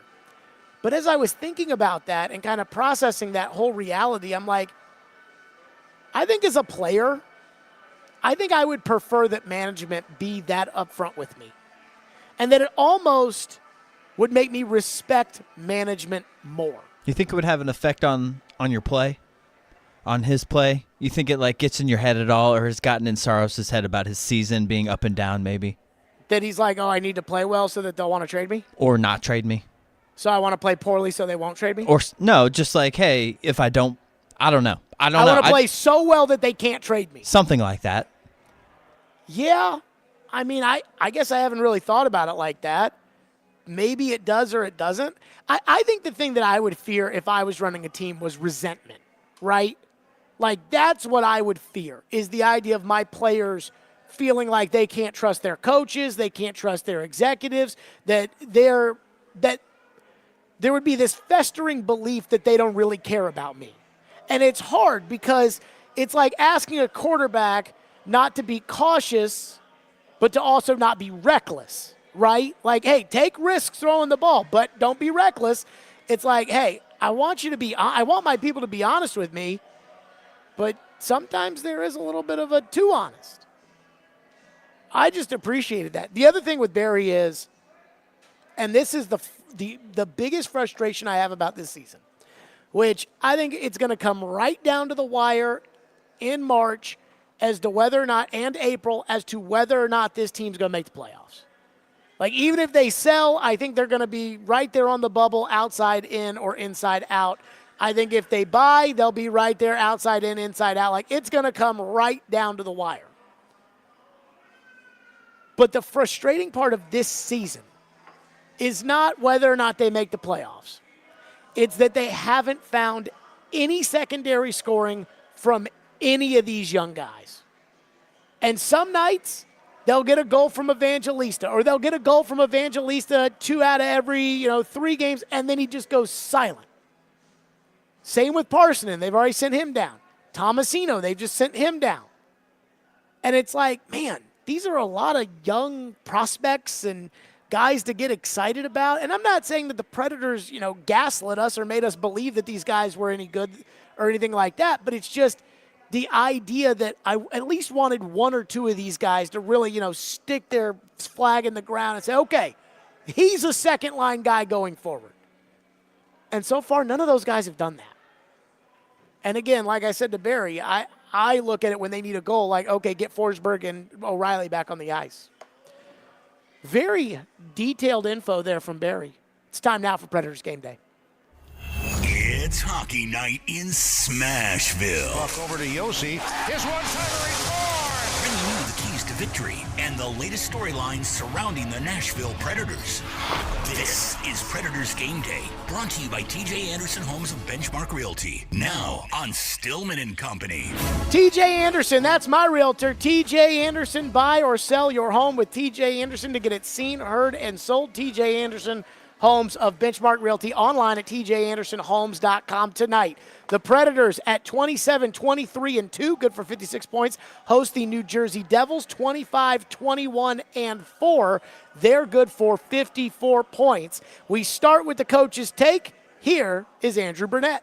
How fast and how talented they are, and they're a competitive team. They're, really enjoyed my time there. They're top teams in the league, and you kind of look at them and you're like, oh, geez, I miss some of those guys, But, it's they're on the other side. It's always hard to go against your old team. It's never fun because you always wish them the best. And I was grateful for the year with them and really enjoyed my time there. A Preds victory would get them to 58 points, which is where St. Louis and L.A., both in the wild card spots and both with games in hand, sit with 58 points. Meanwhile, Calgary 1 point behind the Predators, do have a game in hand on them at 56 points. So this is a big one because Dallas comes in on Thursday. They've got 70 points. They are the top of the division. And again, Barry says he wants to win that 2 out of 3. They won the one the other night against Arizona. We shall see. Max has you with the pregame show. That's coming up next on Captain's Night. Stillman and Company. See everybody tomorrow at 2.